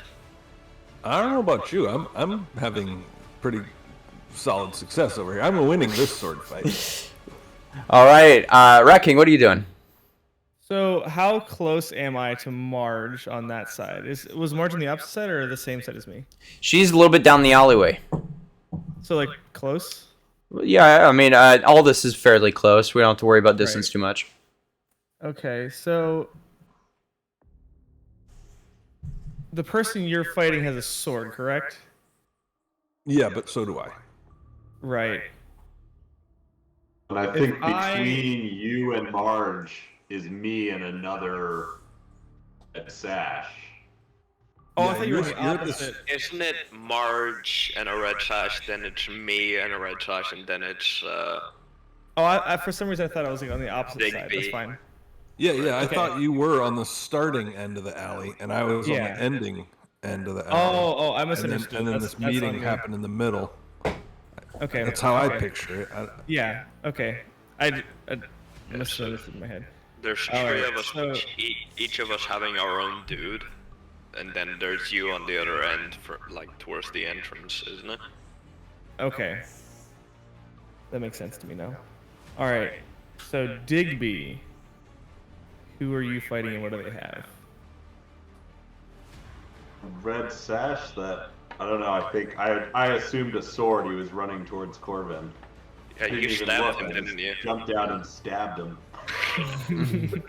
Very Alright. fucking well, too, yeah. So you don't have anyone on your side, but you could come up behind Emmerich, try and help me take him down. That's kind of what I'm thinking, actually. So what I want to do is So we're like kind of like pinching him, right? I just want to kind of stab him in the back, just straight up. Make sure not to kill him. Maybe stab him in the arm so he can't shock me again. You know what I can do? Y'all I are can supposed to try and, interrogate him, yeah. Yeah, I can try and like slash at his like Achilles tendon. I'm not gonna kill him. Just, Well, yeah, if he couldn't stand, he couldn't really fight. So yeah, fair yeah, enough. we're gonna try that. We're gonna try and like go for a lower slash so he can't walk around. Would that be? It's going to be anything under prowess. I have prowl. Well, yeah, you would be sneaking up on him. So I it would makes be sense. sneaking. Let's try that. Yeah, I'm gonna use like a dagger, pull it out, go for like the ankle slice. Okay. Trying to catch him off guard. Yeah.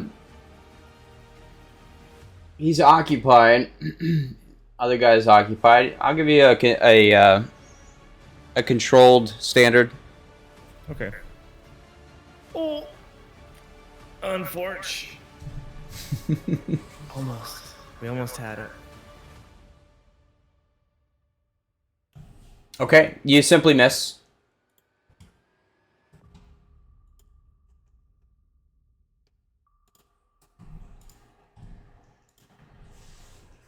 I'll have the red sash that's engaged with Peltz go now. He's gonna just try to you stab him right in the chest here. So while you're stabbing, he's gonna try to drive his sword up inside you.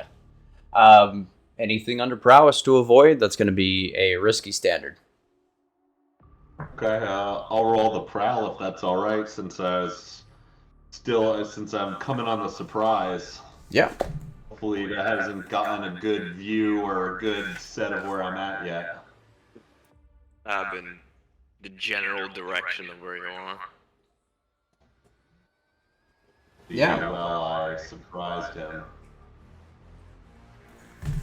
Standard. Standard, yeah. Come on, boys.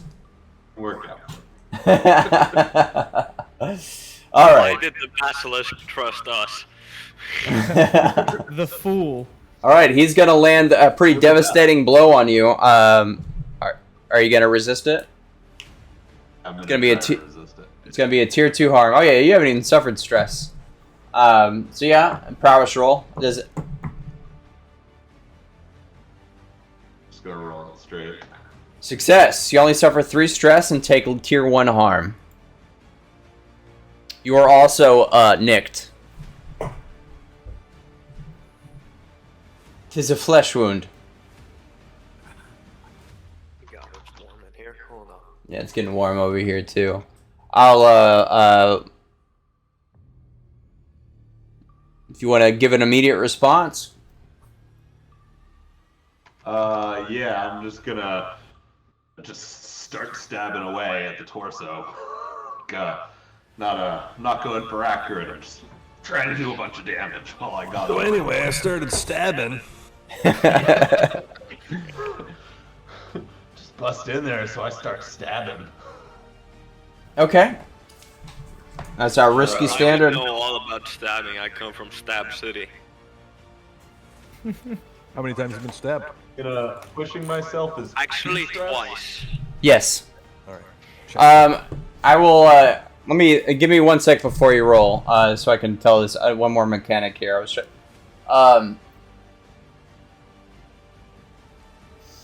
What are you're attacking with a dagger, right?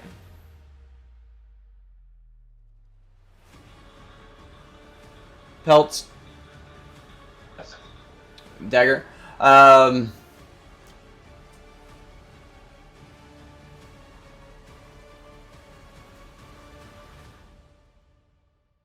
If you want, I'll give you a devil's bargain. So you're fighting this guy right by Rat King and Outlander.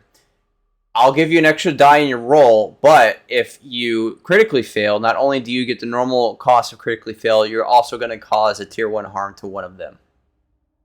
You're going to accidentally attack past the Red Sash soldier and hit one of your teammates.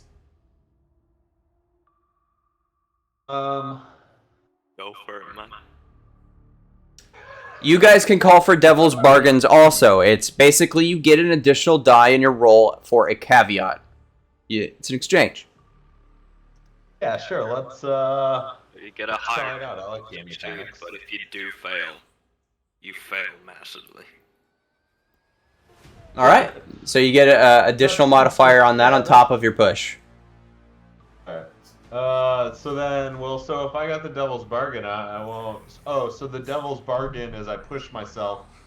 I don't suffer the stress. If I fail, the other people suffer harm too. Oh, no, this is on top of you pushing.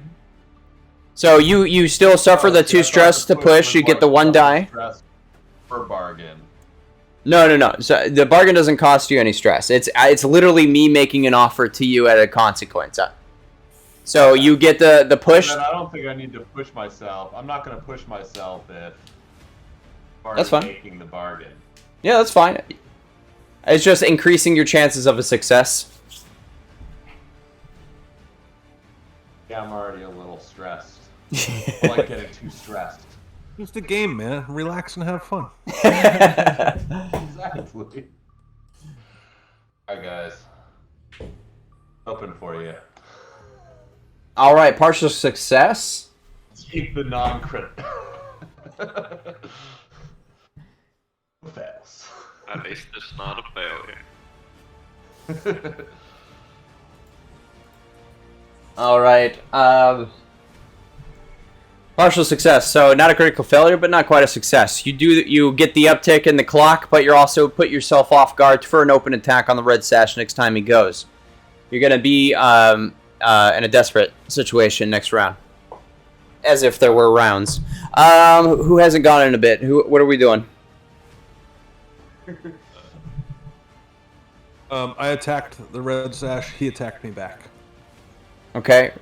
It would be Marge or Emmerich. I'll go with Emmerich because that sounds fun. All right. Sure.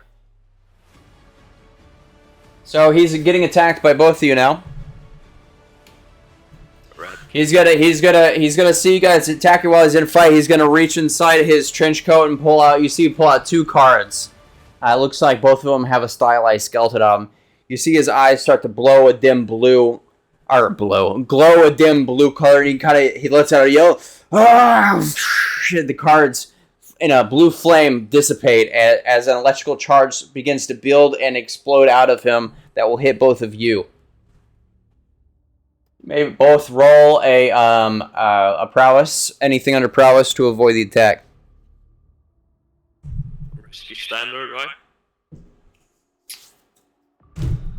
Yeah. Why not? How about that? How about that? Yes. How about that? Let me outside. How about that? All right.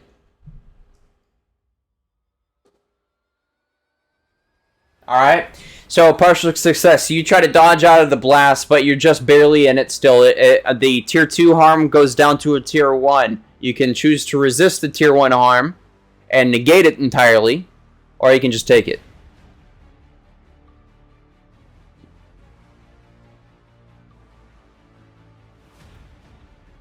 Resisting would cause stress, or I can just take the harm.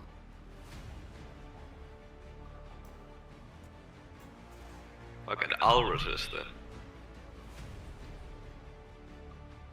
Okay. I might also try and resist. Well, what do we use to resist? Like what skill set? It's going to be a prowess.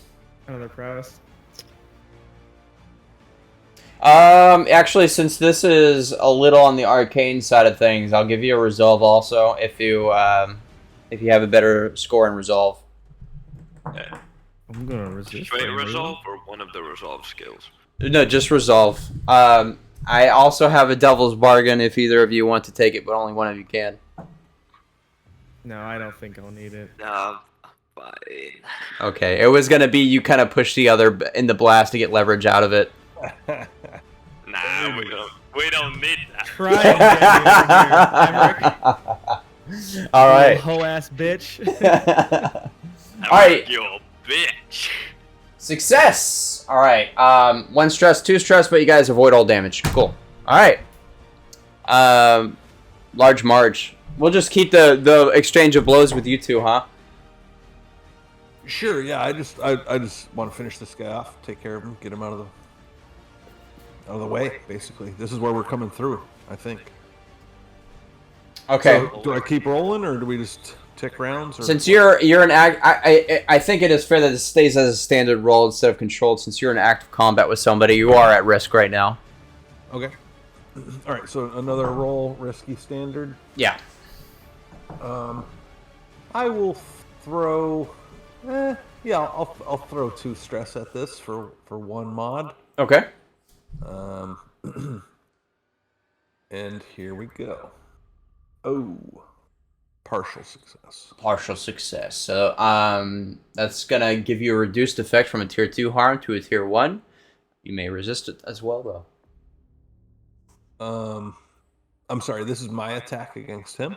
This is his attack against you.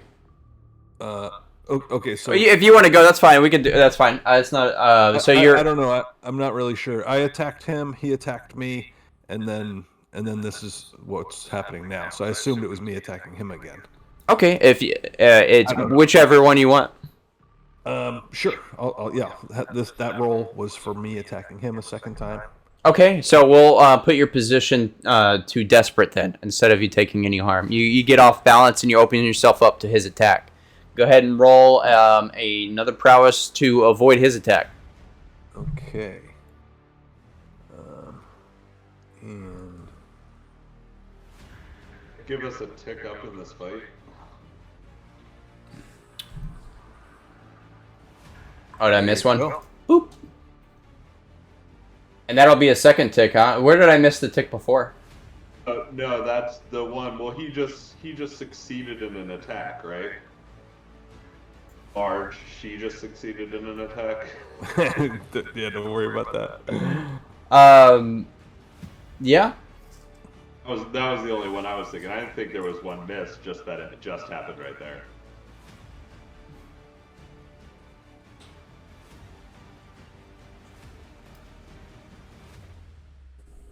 Use and avoid the effects. All right. You only suffer 2 stress. Oh, you pushed yourself, didn't you? Yes.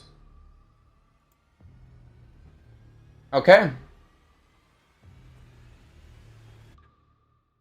So I think, to be fair, to be honest, I pushed myself on that partial success, taking 2 stress, and then on the second roll there, that success, the 4 and the 1, that was for defense, and then I suffered 2 stress from that defense, so now I'm up to 6 stress with 3 left.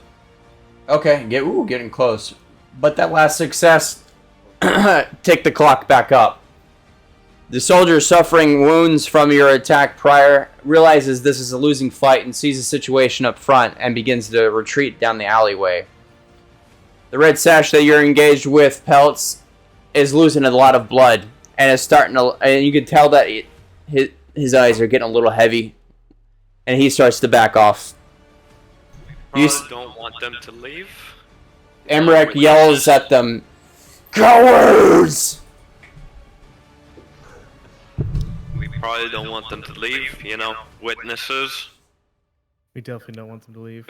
could be a problem. What are they gonna report us to the cops? Like, It's more the fact that they know what They we know look that, like. yeah, that the red letter is involved. We don't want that. Well, they probably don't know we're involved with the red letter. It's more the fact they know what we look like, and that could be traced back. Since they're part of a big gang, they this probably guy's have fleeing. contact. This guy's fleeing the sword fight that he's in. I imagine he hasn't gotten too far. I could chase him down. Okay. I'm trying to think of something that I can do as well as a whisperer. Because I feel like channeling. What is it? The like ectoplasmic energy or whatever it is. I could probably do something at a distance, but I'm not sure what I can do. All right, so one's running down one way down the alleyway, the other one's running the total opposite way back into the general area. The Marge, guy who's fleeing me, I'm gonna stab him in the back. okay, you try to stab him in the back and pursue him. Yeah. What about the other red sash?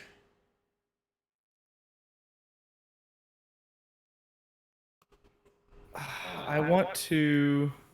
You literally have the ability to summon lightning out of your hands. Yeah.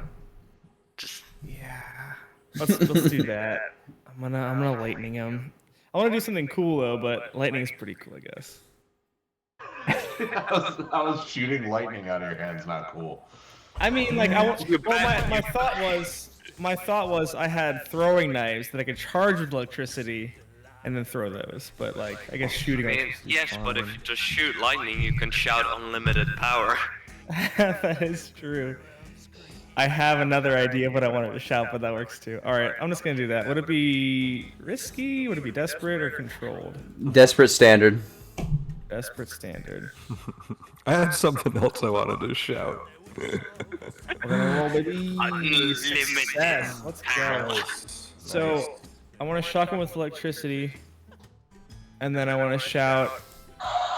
Hey, bud. I want to shout, down the hatch. All right, so as he's gonna, as you make this roll, what is Outlander and Peltz doing? Go ahead, Blender.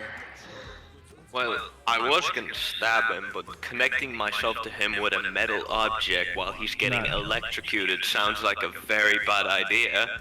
Don't do that. So what I'm gonna do instead, So just to clarify, in all realistic, when someone's breaking away from a fight, they're keeping away from you. You're not gonna instantly gain on them. It's gonna have to be a moment of chase.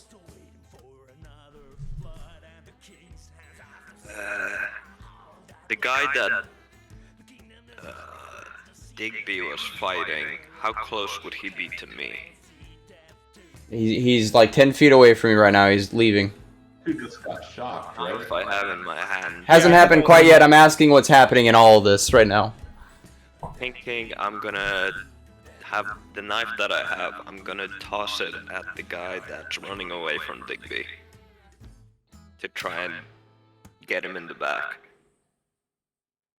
Okay. I'm assuming prowess again.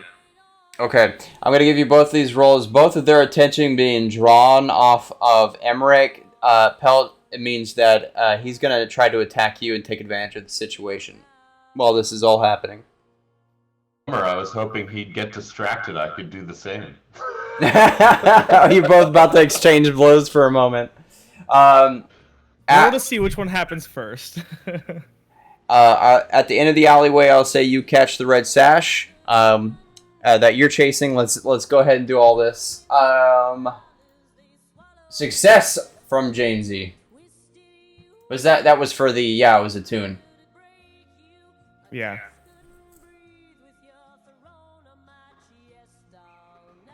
Partial success. All right. We'll say you get him, but you're gonna get a flesh wound off of him. You definitely strike him with your throw. He is getting electrocuted, which stops him in his tracks, though. And pelts. Emmerich takes out a dagger and tries to stab you with it. This is gonna be. Yeah, still risky standard.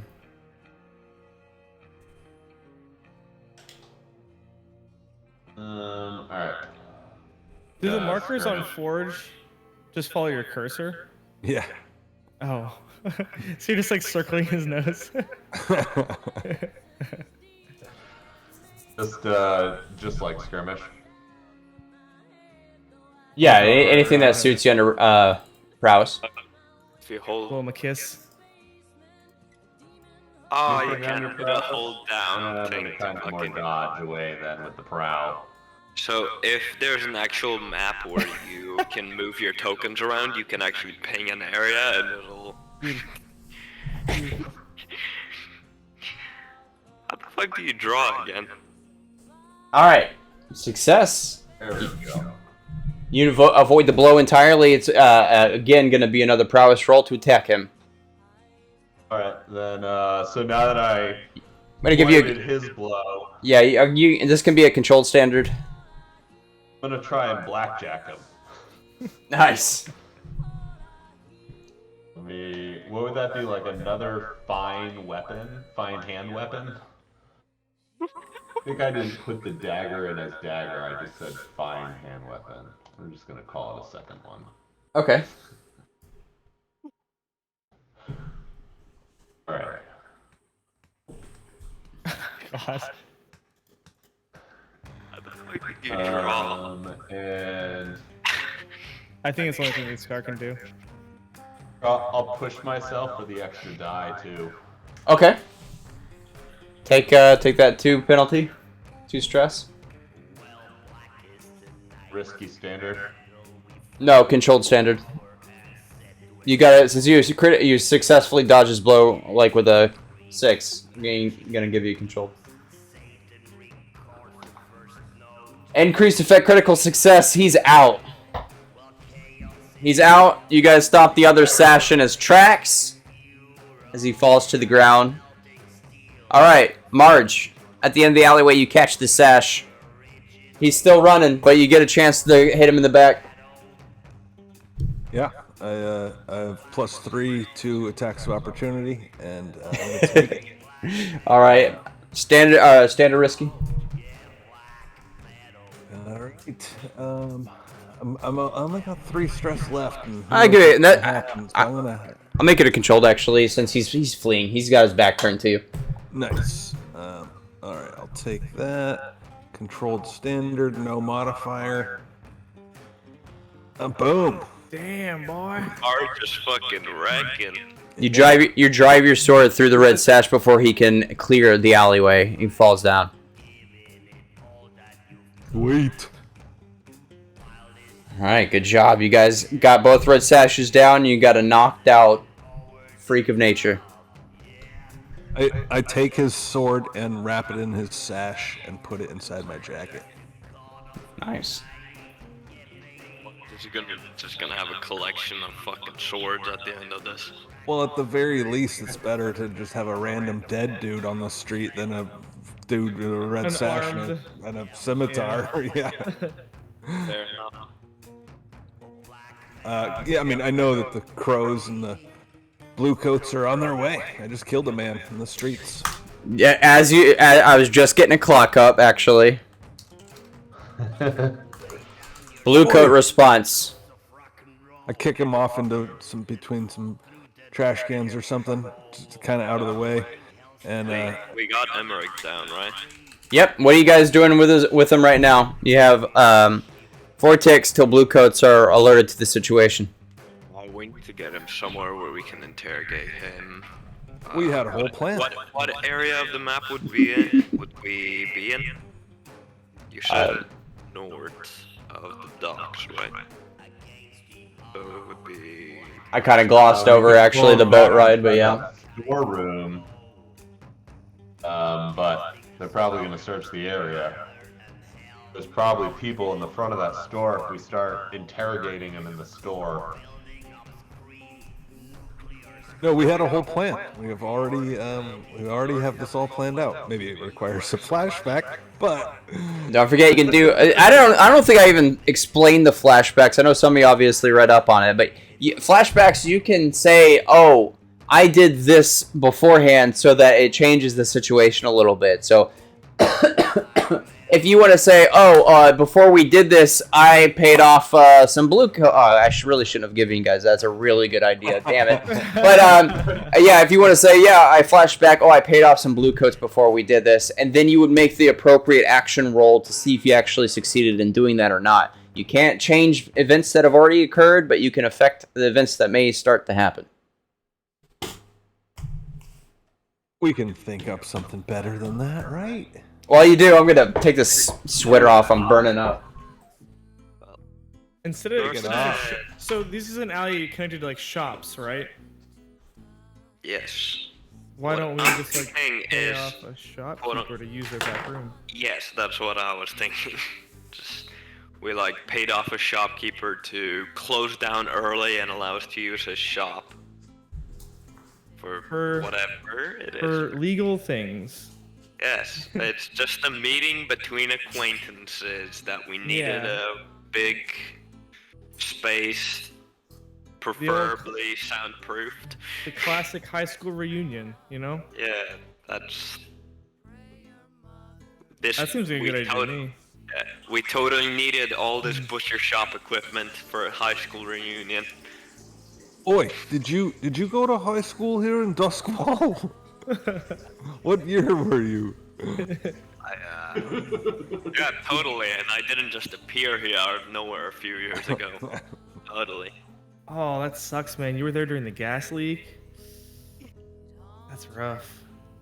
Yeah, I didn't have anything to do with that at all. Oh, gosh. So far, You know, so good. Scar, you might get some more Twitch subscribers if you take it off on camera. Let me hold on. I think I know how to do this. Let me unbutton a couple more buttons on my shirt. Yeah, we just went up 2 more subscribers. There we go. Dang. Who doesn't like a twink? So, does anyone in their equipment, does anyone have anything to tie him up or like manacle him or Someone something? mentioned ropes. I don't remember who it was. I got a normal or medium, what is it, loadout here, so we could easily have some. Is anybody a restraint. cutter? Yes, that's me. Manacles and chain don't weigh anything, so you can just kind of get them for free, it looks like. Well, yeah, I come back to the middle of the alley and Where you dumped off your manacles and chains? where I help you to restrain him. Hell yeah. We gotta be careful though. because he does harness electricity. All right, what are you guys doing? I'm back. So, did we decide on the fact that we flashback rented? Yeah, who can shop? afford that?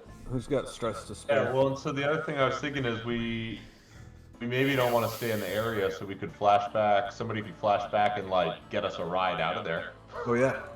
like have a planned carriage or something. That's a good idea. Getaway driver. One of the shop, like a butcher shop or something, for the day. Goen said just chop his arms off, then he can't do anything with the lightning. Oh, that's an idea. Yeah, Then I'm sure we can just wake him up and he'll be fine, and we can talk to him for a little while. yeah, he definitely won't bleed to death or anything. Yeah, we're risking him bleeding out. It's not like we just have medical supplies on hand or a trained surgeon with us.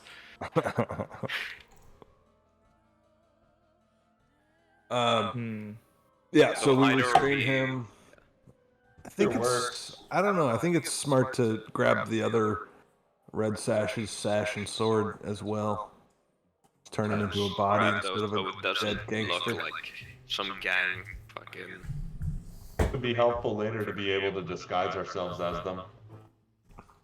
Clean that up while I'll make the other red sash's sash and sword go away. I'll probably just I'll offer the sword to Marge. Otherwise, I'll just stuff it back in the pile of trash Yeah, do that. the Rat King was hiding in, and I'll take the sash though. No, we should probably also take the sword. Leave no weapons on the scene. All right, so I- yeah, we're gonna get out of here. Let's I have an idea. We're dealing with like the blue coats finding the body, right? Potentially. Potentially. two bodies, Okay. right? Yeah. So As long as there's no evidence of them being gang members, it would just look like maybe it was a robbery or something. I have a potential solution. I have an item called Ghost Key, and it says an arcane device that can open ghost doors. There's an echo of the entire city across the ages, trapped in a ghost field. Sometimes a door that can. I'm bad at reading. Sometimes a door to that place can be found. Can I attune to the ghost world and try and find a nearby ghost door, and we just dump the bodies in and close the door and just be done with it? Sure. That's a great idea. I'm trying it. I'm taking your clock though. That's fine. What would the roll be? Controlled, risky, or desperate? Risky. We'll say risky controlled.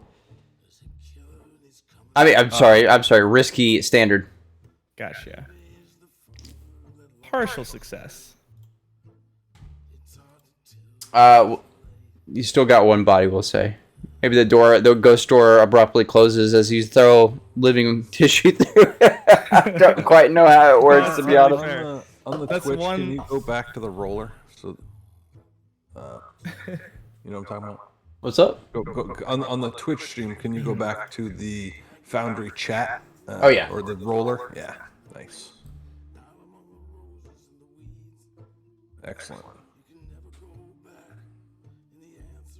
So while he's doing that, we're grabbing our hostage, our captive, well, we're gonna kill him. Let's not dick around about it, but we're gonna interrogate him first. So we're grabbing him and bringing him off to this carriage. We decide on the carriage or Yeah. Who can afford a flashback? I got 3 stress left. I have 3 stress. That's it. Like I only have 3 stress marked right now. How many do you have left? I have 6 left. Oh, well. That's But like the answer. right, but I feel like Lax hasn't used a ton of it. Let me see. the skill No, he set has, that I never mind. have, I don't think would be good for like trying to talk to people and like convincing them to let us use their shop or whatever. I'll go for it. I got 3 stress left. I'll spend. Is it 1 stress for a flashback? I can do it. It's just I don't know how successful it'll be. Is all. Yeah, I'm not sure what we would wind up rolling. Right. What are you trying to do? Make a deal to get a ride. A Get no questions asked ride. No imperial entanglements, if you know what I'm I can do saying. that. I'm sure there are fucking carriage services for assassins. No, but you don't have to roll for that. Okay. You can definitely pay for someone to be there. No, I mean, whether they end up not saying anything remains to be seen. But you can definitely procure somebody that will agree to do that without rolling. I mean, he's just passed out. We can say he got fucking drunk or something, and he's our friend. And got stabbed or something. I mean, you're telling me you've never ended up fucking in your Streets are bed just tough, like you know. All right, we do that.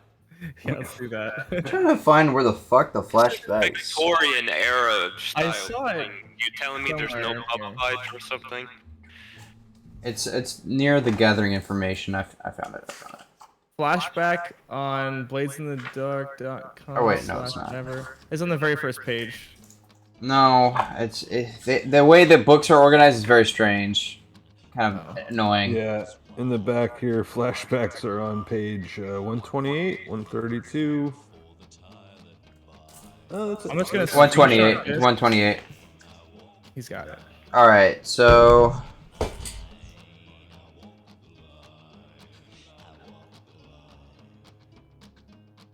Yeah, this is a zero stress flashback. I would say procuring a wagon. You're just paying for it.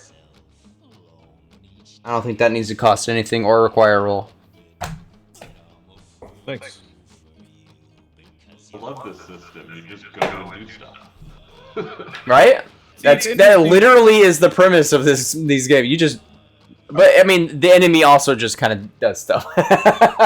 to your What's really interesting is I was considering when I do my own D&D campaign of actually doing something like this flashback system, where like I give everyone inspiration at the beginning of the session, or maybe even like the arc or whatever, and they can use that inspiration to do a flashback. Like, oh, I picked this up, or I have this over here. That'd be a cool addition, I think. Yeah, that'd be awesome. I've definitely spent like hours of a D&D session with the group, like securing enough water and food and camels, Right. like cross the Yeah, like, desert to you get have- we're gonna go You fly. flashback, you have them, let's go. Like, skip over that boring shit. Yeah. You know what I mean? I don't know. I have been so, like, in the past as a DM, like, rules focused and everything, that I just want to, like, do fast and loose. Let's just get the action, skip over the boring stuff. A quick way to do that is just say, unless it's magic, you don't have to prepare for it. Like, whatever. A Yeah. pile of rope, sure, you have it. Whatever, who cares? Right, yeah. I can skip over, like, this. I mean, unless it's, like, interesting, like, oh, I want to shop for, like, a magic whatever.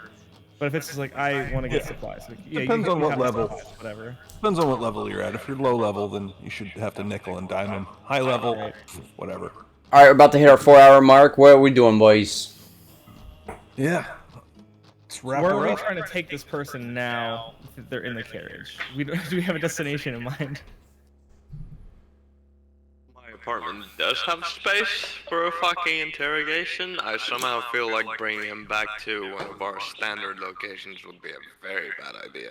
Right. There's probably abandoned warehouses by the docks.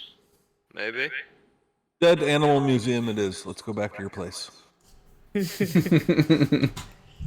All right. You guys get away. We're going to get rid of the clock. I think you guys get out of there.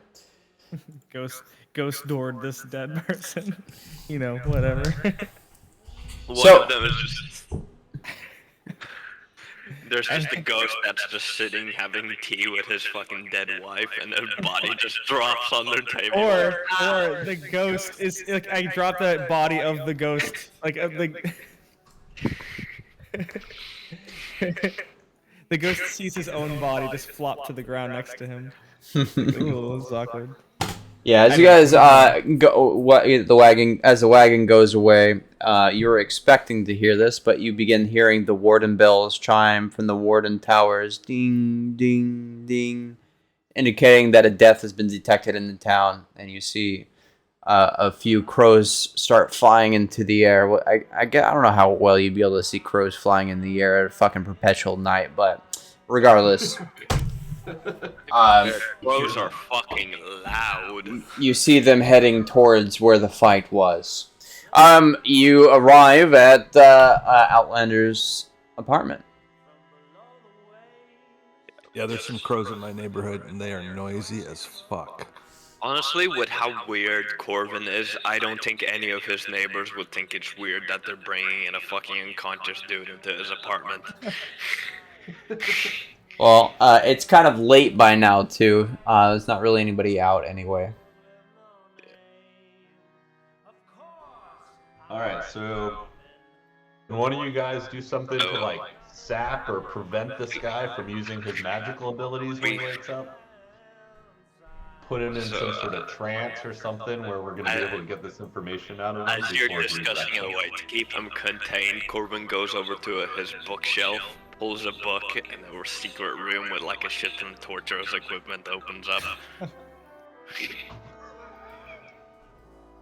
Is there any way that we can like ground him, like electrically ground him to the earth? Is that a thing that we can do? Are you asking me? No. Tell Scar how we do that is the answer to that question. Is your apartment on the first floor? I'm not sure how your apartment's set up. I think you're a basement kind of guy.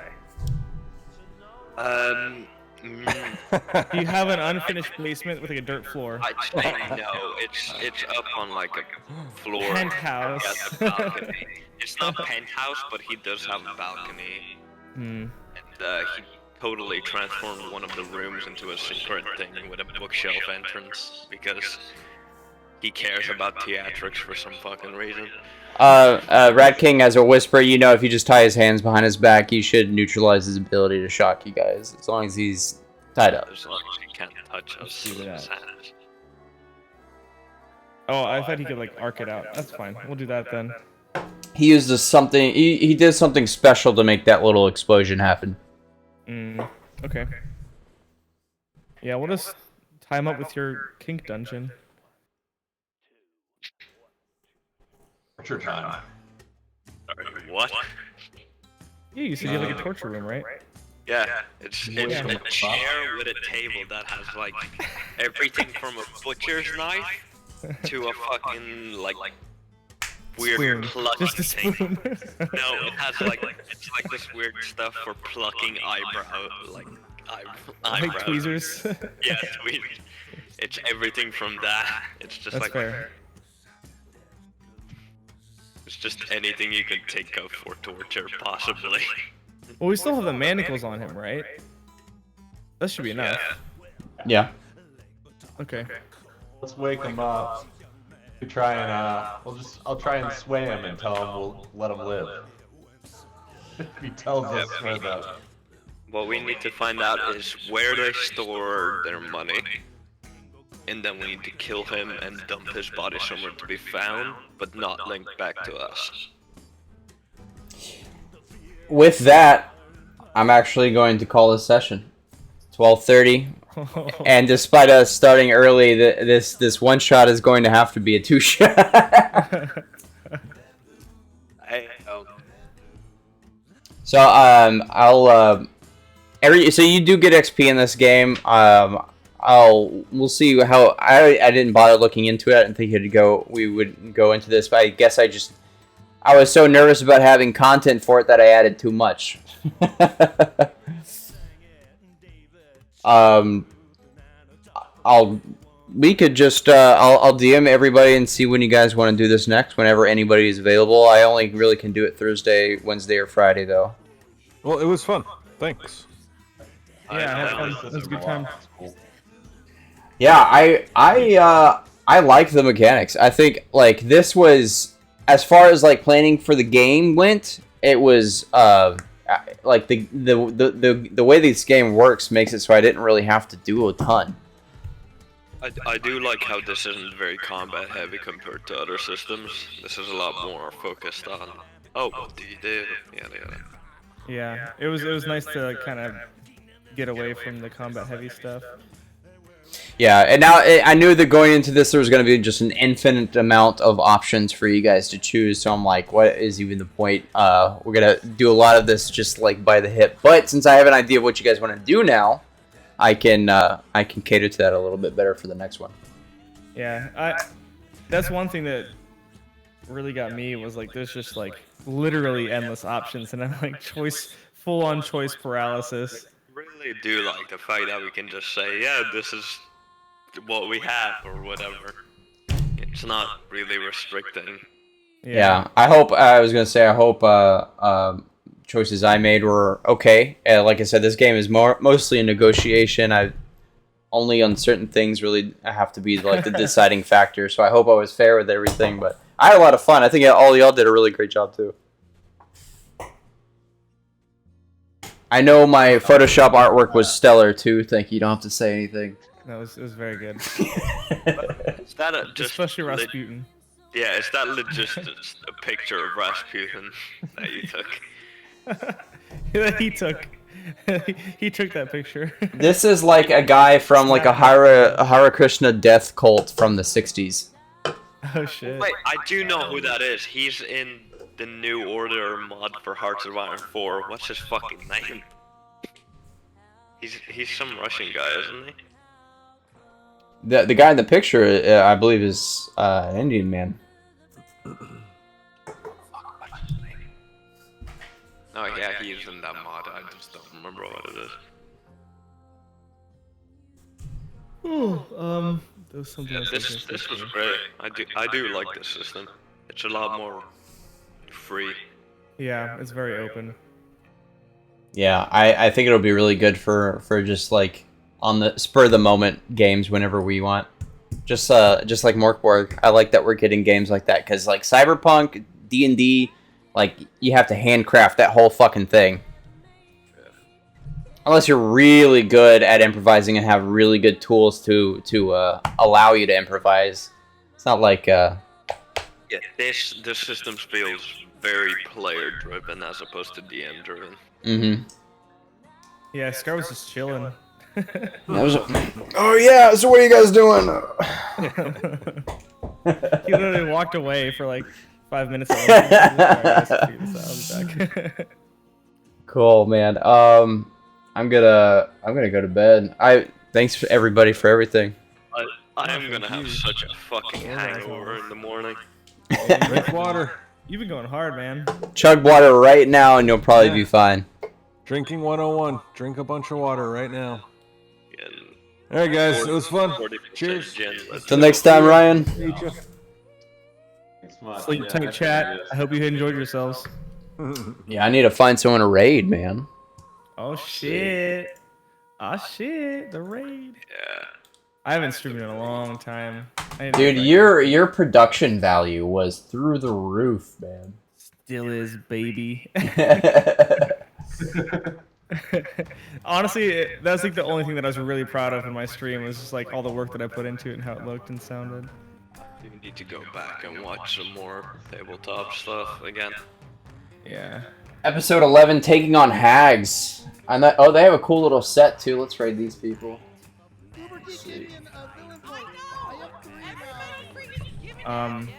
They're yelling. Why are they all yelling?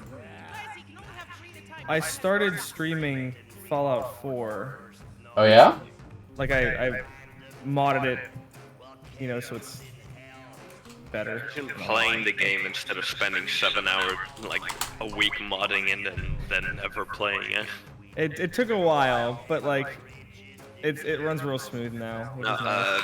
There's a game. Hey, thanks, Govin. Called Hearts of Iron. I'll be back next week on Wednesday. A Fallout mod called. Y'all have a good night. Blues. It's really good if you ever want. I've heard of that. Yeah, it's really good. I'm in their Discord server. The devs are really chill and stuff. What is it? You know Hearts of Iron 4? There's a Yeah. I think. Oh no, I didn't get it. Old World Blues is the mod, if I can speak.